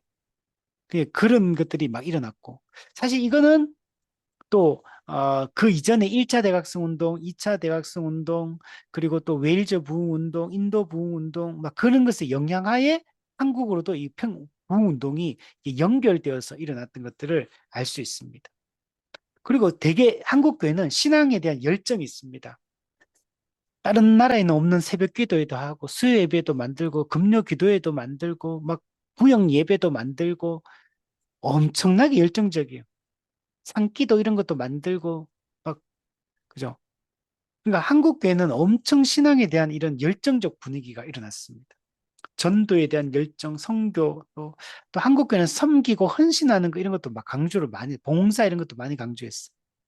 그래서 우리가 경험했던 한국교회가 바로 이런 교회였습니다. 근데 이제 한국교회의 이제 지금 현재 특징들을 좀 핵심적으로 어떤 교회냐 이렇게 정리를 해본다면 근본주의의 영향을 많이 받았어. 그 근본주의는 되게 율법주의적이거든요. 그래서 우리 주일날은 돈 쓰면 안 된다, 뭐 술, 담배 하면 안 된다, 이런 것들이 많이 강조됐던 게 다 근본주의 운동의 영향입니다. 그래서 되게 좀 엄격하게 이런 것들을 했었죠. 근데 이제 근본주의도 문제점을 많이 가지고 있어요. 배타적인 거, 고립적인 거 이런 것도 있기 때문에 또 율법주의적인 요소들 이런 것들이 있습니다. 그리고 복음주의적 교회입니다. 근데 복음주의는 어떤 거냐면 이 신복음주의를 얘기해요. 우리 종교개혁과 정통주의의 그 복음주의, 옛복음주의라기보다는 그는 20세기에 등장한 이 신복음주의 영향을 한국 교회가 많이 받아요. 그래서 신복음주의 운동을 받았기 때문에 그 개인 경건 훈련 이런 게 강조돼요. 말씀 보고 기도하고 또 전도하고 이제 이런 것들이 많이 강조됩니다. 그 개인 경건 활동 이런 것들을 많이 그것도 한국교회 이런 것을 영향을 받아가 학생 선교단체 IBF 뭐 CCC 이런 것도 다 이제 이런 것을 영향을 받은 거. 그 신복음주의적 영향 그리고 사회적 책임 이런 것도 또 좀 강조를 하기 시작했고 또 그러나 또 이제 신복음주의의 이 대중주의의 또 영향으로 너무 단순화시켜버려. 이 대표적인 게 CCC의 사형리 같은 거예요. 복음 전하는데 그 CCC 사형리처럼 아주 단순하게 전하는 이런 형태로 예, 복음을 설명하는 방식이 굳어져 버린 거예요. 깊이 있게 복음을 안 전하는 그냥 그냥 사회적 책임을 다하기 위해 선교를 위해서 복음 전도를 위해서 사람들에게 단순하게 접근해서 사람들이 이해할 만한 이 복음을 전하는 방식 이런 게 교회 안에도 똑같이 그렇게 형성되고 학생 선교 단체들이나 또 해외 파송 선교 단체들도 동일하게 그러니까 잘 준비된 깊이 있게 복음을 설명할 수 있는 이런 것보다는 그냥 전도 위해서 사람들에게 좀 핵심적인 것만 가르치는 이런 방식으로 접근해 들어갑니다. 그러니까 교리가 약해져지고 복음의 깊이가 약해지다 보니까 그리고 또 대중 전도를 위해서 노력하다 보니까 실용주의로 흘러가게 돼요. 그러니까 마케팅 교회가 등장하게 되고 이머징 처치가 등장하게 되고 이런 교회가 성경적 교회라기보다는 이 되게 어, 고객 필요 중심적으로 이렇게 좀 이런 쪽으로 많이 바뀝니다. 그리고 복음 교회 안에 이런 상담 심리라든지 경제학이라든지 뭐 이런 학문들이 되게 영향을 많이 미치게 됩니다. 사회학 이런 것도 영향 많이 미치고 그러다 보니까 정말 참된 복음을 붙들고 이렇게 설명하려고 한다기보다는 교회 안에 복음은 제대로 안 가르치면서 어떤 다른 뭔가를 통해 가지고 이제 교회를 세워가려고 하는 교회 성장을 예, 시키려고 하는 이런 흐름이 형성이 되게 됩니다. 그래서 이런 신복음주의 영향도 많이 받았고 또 이제 은사주의, 오순절 운동의 은사주의 그리고 또 신사도 운동으로 이렇게 영향을 많이 받았어요. 지금은 이 신사도 운동의 영향이 많이 나타나고 있고 그 교회가 좀 매우 좀 잘못된 방향으로 가는 측면들이 많이 생기고 있습니다. 그리고 또 개혁주의에 또 영향받아. 개혁주의는 옛복음주의를 얘기합니다. 정교개혁과 정통주의 때 이 올바른 교리와 진리를 가르치고 하는 이런 것의 영향. 이것도 있어요. 그러니까 근본주의, 신복음주의, 개혁주의, 또 이제 은사주의, 또 이런 신사도주의, 또 세대주의, 뭐 종말론, 뭐 이런 또 자유주의 신학이 또 영향을 받아서 또 하는 교회들도 있고 이런 다양한 이런 모습들의 영향을 한국 교회가 받고 있다라고 말할 수 있습니다. 자, 또 한국 교회는 역사는 되게 짧아요. 1884년도 우리 아펜젤러 뭐 언더우드 선교사 그 이전에 또 순교했던 토마스 선교사 뭐 이런 사람도 있지만 어쨌든 거의 이제 본격적으로 복음이 들어온 거는 1884년 이후부터요. 그래서 지금 한 100, 그죠? 한 103, 40년 정도 됐죠. 그 짧은 역사입니다. 교회사로 봤을 때는. 그러나 큰 성장을 이룬 게 한국 교회입니다. 그리고 한국 교회는 처음부터 사경회 중심으로 처음에 교회가 시작되면서 아주 영향력 있는 교회였어요. 그래서 민족 33인 중에 16명이 기독교인일 정도로 많은 영향을 미치고 교회가 아주 짧은 그리고 일제시대 때도 그 이제 독립운동을 진행할 때도 우리 기독교인들 교회 중심으로 이런 운동들이 많이 일어났던 것들을 확인할 수 있어. 그리고 처음에부터 학교를 세우고 병원을 세우고 문맹 퇴치를 하기 위해서 노력하고 또 뭐 이런 것들을 많이 시도를 했죠. 그래서 실제로 한국 사회가 근대화되는 데 있어서 이 교회와 또 해외 서양 선교사들의 영향들이 상당히 많은 영향을 끼쳤다는 것들을 알 수가 있습니다. 자, 그리고 큰 성장을 이렇게 이룬 것은 그냥 우리가 하나님의 절대적인 은혜다라고 이제 밖에 할 수 없죠. 자, 그러나 이 짧은 역사, 그리고 급속한 성장, 그러나 여기는 수많은 약점과 이 한계를 지니고 있습니다. 근데 한국 교회가 지금은 1900년 초반부터 한국 교회가 이제 정점을 찍고 내리막길을 걷고 있습니다. 그래서 한국 사회의 변화하고 한국 교회의 이 흐름하고는 정비례합니다. 똑같이 흘러가요. 그래서 이런 측면에서 봤을 때 한국 주류 전통이 보수적 이 주류 전통이 한국 사회와 이렇게 손잡고 이렇게 왔다는 것들을 알 수 있어요. 그래서 좀 이 부분은 우리가 좀 반성해야 될 지점입니다. 그래서 한국 교회도 진보적인 기독교가 있고 보수적인 기독교가 있는데 보수적 기독교는 개인 구원, 개인 경건 생활, 뭐 복음 전도 이런 데 힘을 썼고 이 진보적 기독교는 사회 운동을 많이 하고 또 이 민주화 과정 속에서 많은 이런 활동들을 하는데 좀 힘을 썼어요. 근데 이제 주류 이제 교회는 이제 보수적 기독교죠. 그래서 근데 또 한국 보수 기독교가 가지고 있는 또 약점들도 많아요. 예. 물론 복음을 좀 잘 지키려고 노력했다는 차원에서 분명히 강점이 있는데 또 여러 가지 또 이제 변질된 부분들이 상당히 많습니다. 그러니까 한국 교회와 미국 교회하고 매우 밀접하게 연관이 돼 있고 미국 사회 특징과 한국 사회의 이 특징이 되게 비슷해요. 예, 그 여러 가지 측면에서 신학적인 측면에서도 그렇고 이 정치적인 측면에서 그렇고 그래서 우리가 또 반성해야 될 지점들이 상당히 많습니다. 그리고 또 이렇게 급속하게 성장하다 보니까 이 복음의 진리가 깊이 있게 교회 안에서 제대로 가르쳐져서 이게 교리적으로 탄탄하게 세워져야 되는데 그 외적으로 성장은 엄청나게 많이 되는 반면에 이제 부흥주의를 따랐던 거죠. 그러나 이제 교리적 토대가 약하다 보니까 급격하게 원래 세워지면 급격하게 무너지는 거거든. 그래서 그게 지금 현실로 나타나고 있죠. 그래서 한국 교회가 정점을 옛날에 1200만, 한국 사람의 4분의 1이 기독교인이다. 이렇게 했었잖아요. 그 25%잖아요. 실제로 막 국회의원들의 30%가 기독교인이고 막 지금도 여전히 높아요. 높지만 뭐 그리고 뭐 한국 사회에 주요 이런 자리에 기독교인들이 많고 기독교 영향력이 되게 세고 또 어, 학교 같은 경우도 기독교 재단 학교들도 많고 되게 영향을 많이 미쳐 병원들도 많고 이제 그러나 이제 한국 교회가 지금 이제 급격하게 지금 추락하고 있는 쇠퇴하고 있고 이제 고령화되었고 초고령화되어서 이제 한국 교회가 이제 불과 이제 얼마 안 남았어요. 이제 교회가 지금 젊은 사람들이 많이 없고 30, 40 세대가 교회에서 거의 뭐 이렇게 허리가 거의 끊어질 정도로 없어요, 지금. 없어서 이제 어른들 이제 10년, 뭐 길어야 20년 안에 거의 대부분 돌아가신다고 보면 한국 교회는 지금 이 흐름을 지금 끊어내지 않으면 10년, 20년 후에는 한국 교회는 거의 어떻게 될지 사실 장담할 수 없는 그 신학교육 이게 어디 나타나면 신학교에 신학생이 없어요. 신학교를 안 와요, 사람들이. 그러니까 이거는 좋은 지도자가 세워지지 않으면 좋은 교회는 꿈도 못 꾸거든요.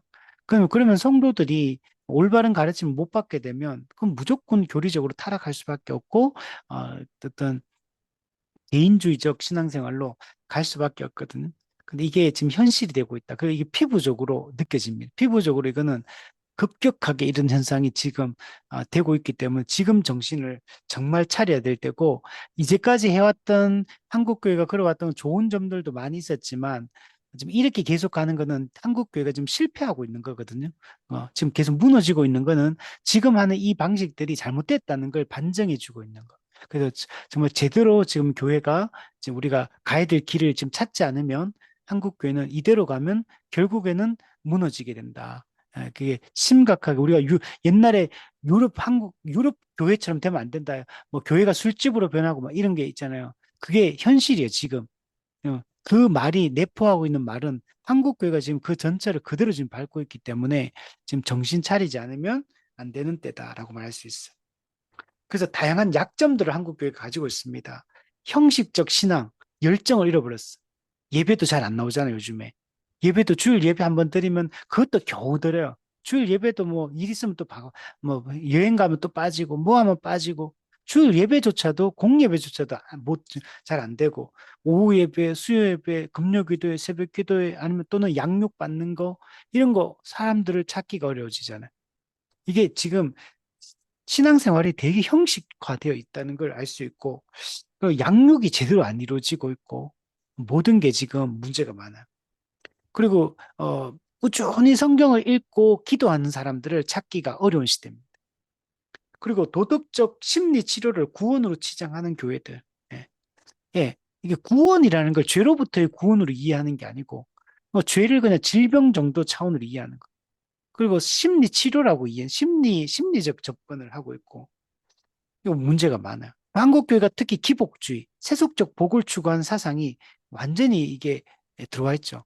아, 그러니까 이 신복음주의 마케팅 교회 특징이거든요. 이거 완전히 기복주의, 또 오순절 계통의 또 이 축복론 이런 것들이 예수 믿으면 다 복 받는다, 잘 된다 이런 사상들 영향으로 이런 기복주의 교회가 너무 많고 또 소비자 지향적인 현대 문화를 받아들이고 오락을 제공하는 마케팅 교회들. 네.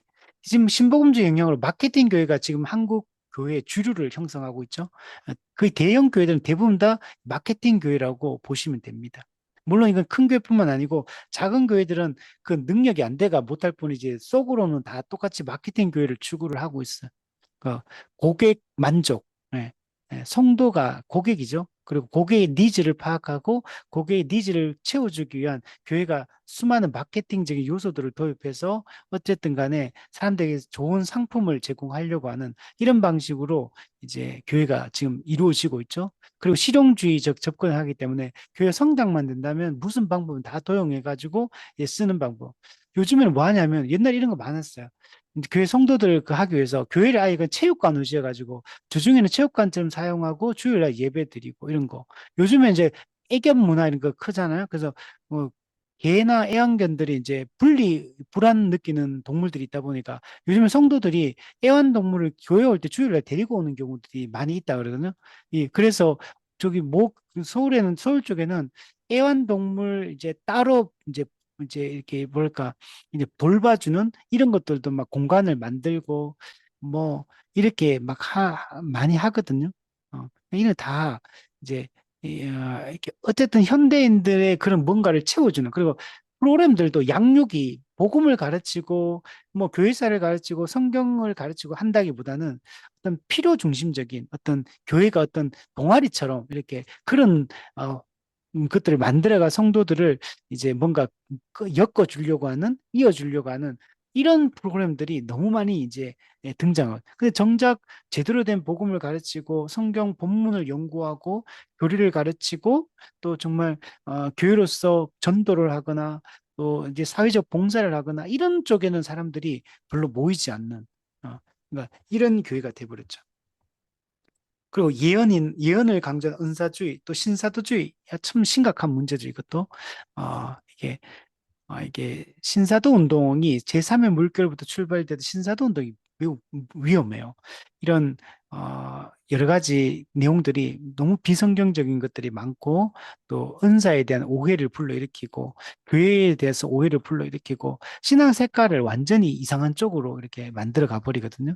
그래서 이런 거 조심해야 되고.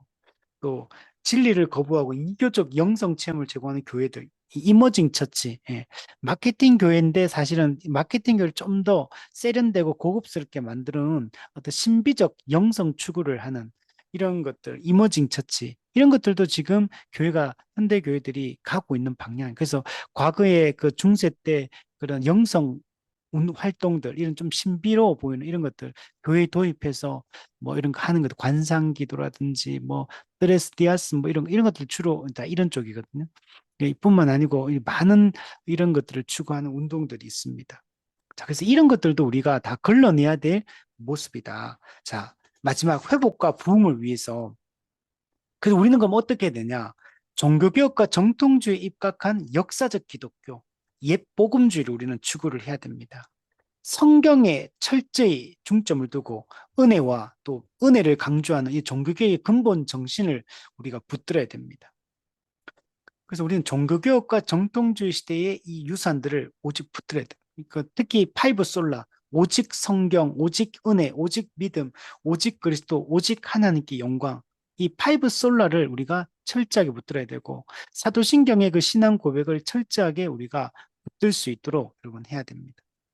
그래서 이런 온전한 역사적 기독교 회복을 위해서 우리가 노력을 많이 해야 됩니다.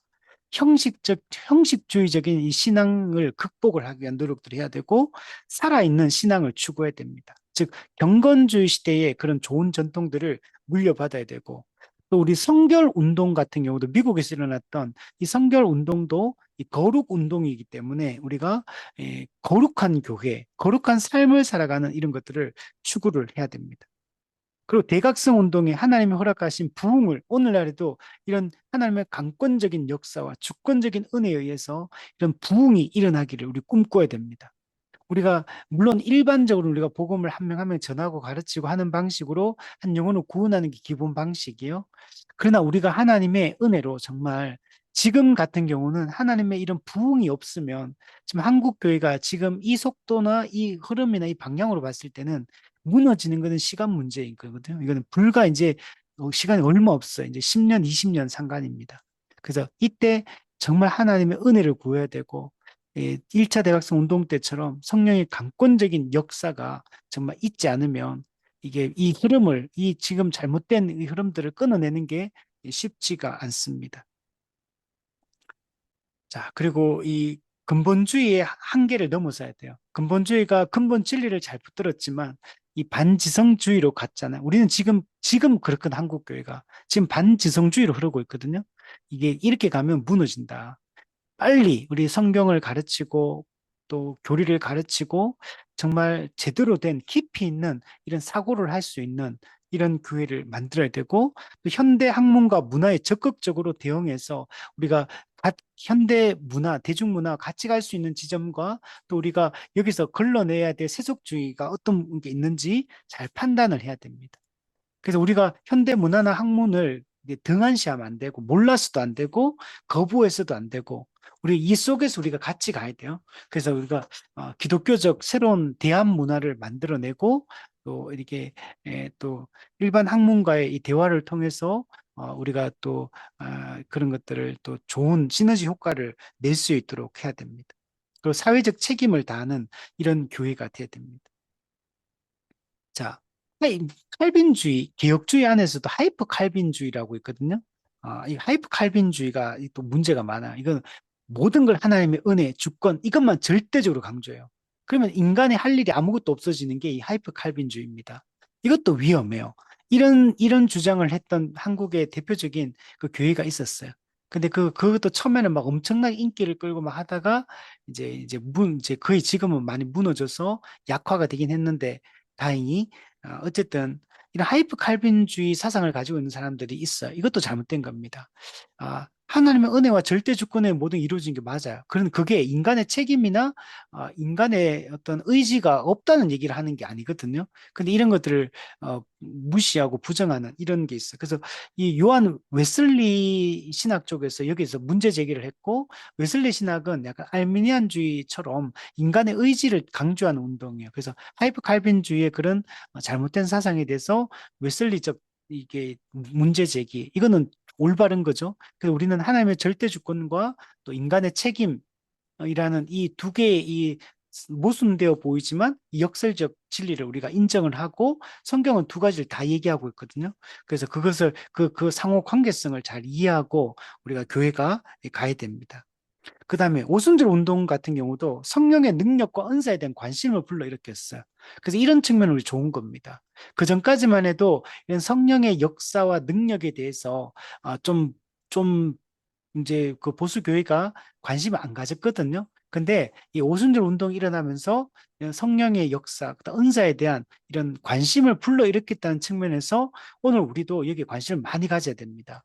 여러분, 은사는 오순절 주의가 이제 나중에 가면서 은사에 대한 왜곡된 가르침을 가르친 건 사실이에요. 근데 그건 우리가 반대하지만 성경이 말하는 올바른 은사에 대한 이해, 교회론의 관점에서 이걸 올바르게 붙잡고 가는 것들은 우리에게 매우 중요합니다. 자, 근데 우리가 적극적으로 비판해야 될 지점들은 이 자유주의 신학, 신사도주의, 그리고 세속적 기복주의, 그 세대주의, 이런 것들을 우리가 철저하게 비판하고 이런 것들은 거부해야 됩니다. 이런 것들 우리가 따로 배울 필요가 없어. 이건 잘못된 것들이기 때문에. 자, 4번에 보면 복음과 교회 회복의 방향. 십자가 복음에 예수 십자가 복음에 기초한 참된 신학과 믿음을 우리 갖도록 노력을 해야 되고 하나님 나라 복음을 잘 가르치고 성경적 교회론을 추구를 해야 되고 살아있는 신앙, 이 교리와 삶이 조화롭게 이루어지는 이런 신앙을 추구하고 또 전도, 선교에 대한 열정을 가지고 사회적 책임을 다하는 이런 교회가 우리가 되어야 됩니다. 우리 밑에 보면 복음주의와 기독교의 미래라는 책의 그 내용을 보면 서구 사회도 더 이상 기독교 국가가 아니다. 다른 교회 사회와 마찬가지로 복음 전도가 점점 더 중요해졌다. 그렇죠? 그러면 유럽 사회는 처음에는 옛날에는 기독교 국가가 맞아요. 그러나 지금은 기독교 국가가 없습니다. 미국은 처음부터 기독교 국가가 아니었습니다. 그 처음부터 세속 사상에 의해서 세워진 나라였고 우리 한국도 마찬가지고 그래서 지금은 그 복음이 필요한 지역이 여러분 제3 삼지역 이런 데만 복음 필요한 게 아니에요. 오히려 지금 영국, 미국, 뭐 이런 유럽 사회, 오히려 기독교 인구가 거의 없잖아요. 그래서 물론 미국은 아직 그나마 좀 유지를 하고 있지만 그래서 그들도 그런데도 다 이제 선교의 대상이 돼버렸어요. 그래서 예전에 어떤 분이 그러더라고요. 선교사로 나간다 그러더라고요. 그래서 어느 지역으로 가느냐 그러니까 영국 선교 간다 하더라고요. 처음에는 그게 되게 어색하게 들리더라고요. 영국은 원래 선교사를 파송하는 나라였는데, 근데 지금은 영국으로 선교를 가고, 미국으로 선교를 가는 이런 선교사들이 이제 생긴 거죠. 이제 이런 시대가 된. 그래서 지금은 복음 전도가 모든 지역에 다 필요하다. 지금도 마찬가지. 미국 교회가 선교사 제일 많이 보낸 데가 한국 선교사가 엄청나게 나가면서 한국 선교사 파송이 뭐 거의 1등이 될 만큼 갔다가 지금은 한국에도 선교사를 안 보냅니다. 우리 신대원 동기 목사님 필리핀에 신대원 졸업하고 나서 한 2, 3년 후에 선교를 나갔는데 지금도 막내 선교사라 그러더라고요. 막내 선교사. 음. 그럼 아니 그 나이가 간지는 오래됐는데 나이가 젊은 선교사가 나이 어린 선교사가 안 들어온대요. 최근에 들어온 선교사 전부 다 은퇴하고 이제 직장 생활하다가 은퇴하고 이제 필리핀 이제 선교 들어온다 그러더라고. 그게 현실이에요. 그러니까 지금 50대가 이제 50대 선교사를 젊은 선교사들이 많이 안 나간다는 얘기죠. 그러니까 한국도 이제는 곧 좀 있으면요. 한국도 누가 이럴 거 이제 선교하러 간다는데 어느 나라 가십니까? 막 한국 선교하러 갑니다. 이제 이렇게 될 날이 우리 불과 얼마 안 남았습니다. 그래서 복음주의는 전도를 위한 확고한 신학적 토대와 동기를 제공해야 되고, 이 복음의 또한 사회적 측면도 우리 중요하고요. 또 우리가 정치적 영역, 공적 영역, 우리 정치에도 관심을 많이 가져야 돼요. 근데 지금처럼 왜곡된 이런 방식이 아니고 올바른 이해들을 가지고 접근해야 되고, 또 윤리 문제, 또 공공신학, 공동선에 대한 문제, 이런 것도 우리가 이제 많이 관심을 가져야 되고 또 이 학문과의 대화 또 이 시대 이 사조 속에서 이 교회가 새로운 이 대한 문화를 만들어내는 거 이런 것도 우리가 관심을 많이 가져야 될 그런 부분입니다. 지금 포스트 모더니즘 이 사회 속에서 기독교가 해야 될 역할들 되게 많아요. 지금 해체주의, 상대주의, 뭐 절대적 진리가 다 사라지고 전통과 문화, 수육적인 거 다 파괴되어지고, 그러니까 이제 이런 시대가 됐거든요. 그래서 정말 지금 우리가 지금 정신 차려야 될 그런 시대고, 우리 교회도 성도들도 지금 이 포스트 모던 사회의 이 시대 사조의 특징을 그대로 지금 영향을 받고 있는 이런 시대거든요. 그래서 우리가 성경적 이 가르침으로 올바른 이 정신을 잘 잡는 게 중요합니다. 자, 그래서 우리는 역사적 기독교의 이 옛복음주의를 우리 추구해야 되고, 또 우리가 18, 19세기에 또 그 19세기 부흥주의, 부흥운동이 일어났던 그때의 그 선교와 전도의 열정, 이건 또 우리 본받아야 돼요. 또 20세기에 근본주의, 우리 올바른 교리와 신학을 붙들려고 했던 이것도 비판적으로 우리가 개성을 하는 게 중요하고, 20세기 신복음주의가 또 지성주의와 또 사회적 책임을 다하려고 노력했던 이런 측면들은 또 우리가 본받을 필요가 있다. 또 그래서 우리의 복음적 정체성은 우리는 이제 성경적 교회를 꿈꾸고 교회적 존재로서 성경적 교회를 꿈꾸고 가는 것 이것이 이 포스트 모더니즘 사회 가운데 우리의 대안이 교회가 참된 대안이 될 수 있다라고 말할 수 있습니다.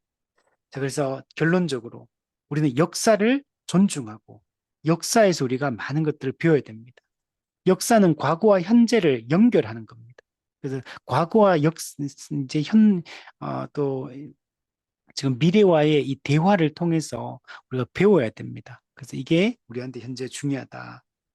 아, 그래서 우리는 이 종교개혁 이후의 기독교 역사를 공부하면서 우리가 알게 된 이 진리들을 붙들고 오늘 내가 누구인지, 우리 교회가 어떤 교회인지, 또 그리고 내가 가진 이 생각이나 사상들, 또 우리 교회가 가진 이 생각과 방향들, 이런 것들이 정말 올바른 방향이고 올바른 것인지를 잘 검증하고 판단해서 우리가 참된 성경적 교회를 꿈꾸고 또 역사적 기독교 옛복음주의를 우리가 따라서 걸어갈 수 있는 그런 우리가 되었으면 좋겠습니다.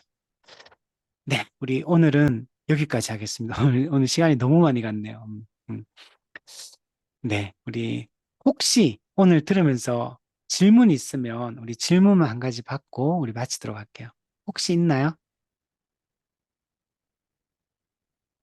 음, 없습니까? 네. 그러면 오늘 시간이 너무 많이 가서 오늘 이렇게 하고 우리 다음 주부터 해서 우리 성경적 종말론에 대해서 개혁주의 종말론에 대해서 공부를 하려고 하고 우리 백금산 목사님의 만화 종말론 그 교재를 가지고 이제 제가 강의를 하도록 하겠습니다. 여러분 책을 사서 읽어보시면서 가면 좋을 것 같아요. 우리 개혁주의 종말론을 아는 게 되게 중요하거든요. 근데 요 만화 종말론이 좀 쉽게 접근할 수 있고 그냥 또 내용은 또 개혁주의 종말론 입각해서 잘 기록한 책이어서 우리 요 책을 선정을 해서 좀 해보도록 할게요. 자, 우리 다음 주 우리 성경의 종말론 시간에 우리 다시 한번 만나도록 하겠습니다. 기도하겠습니다.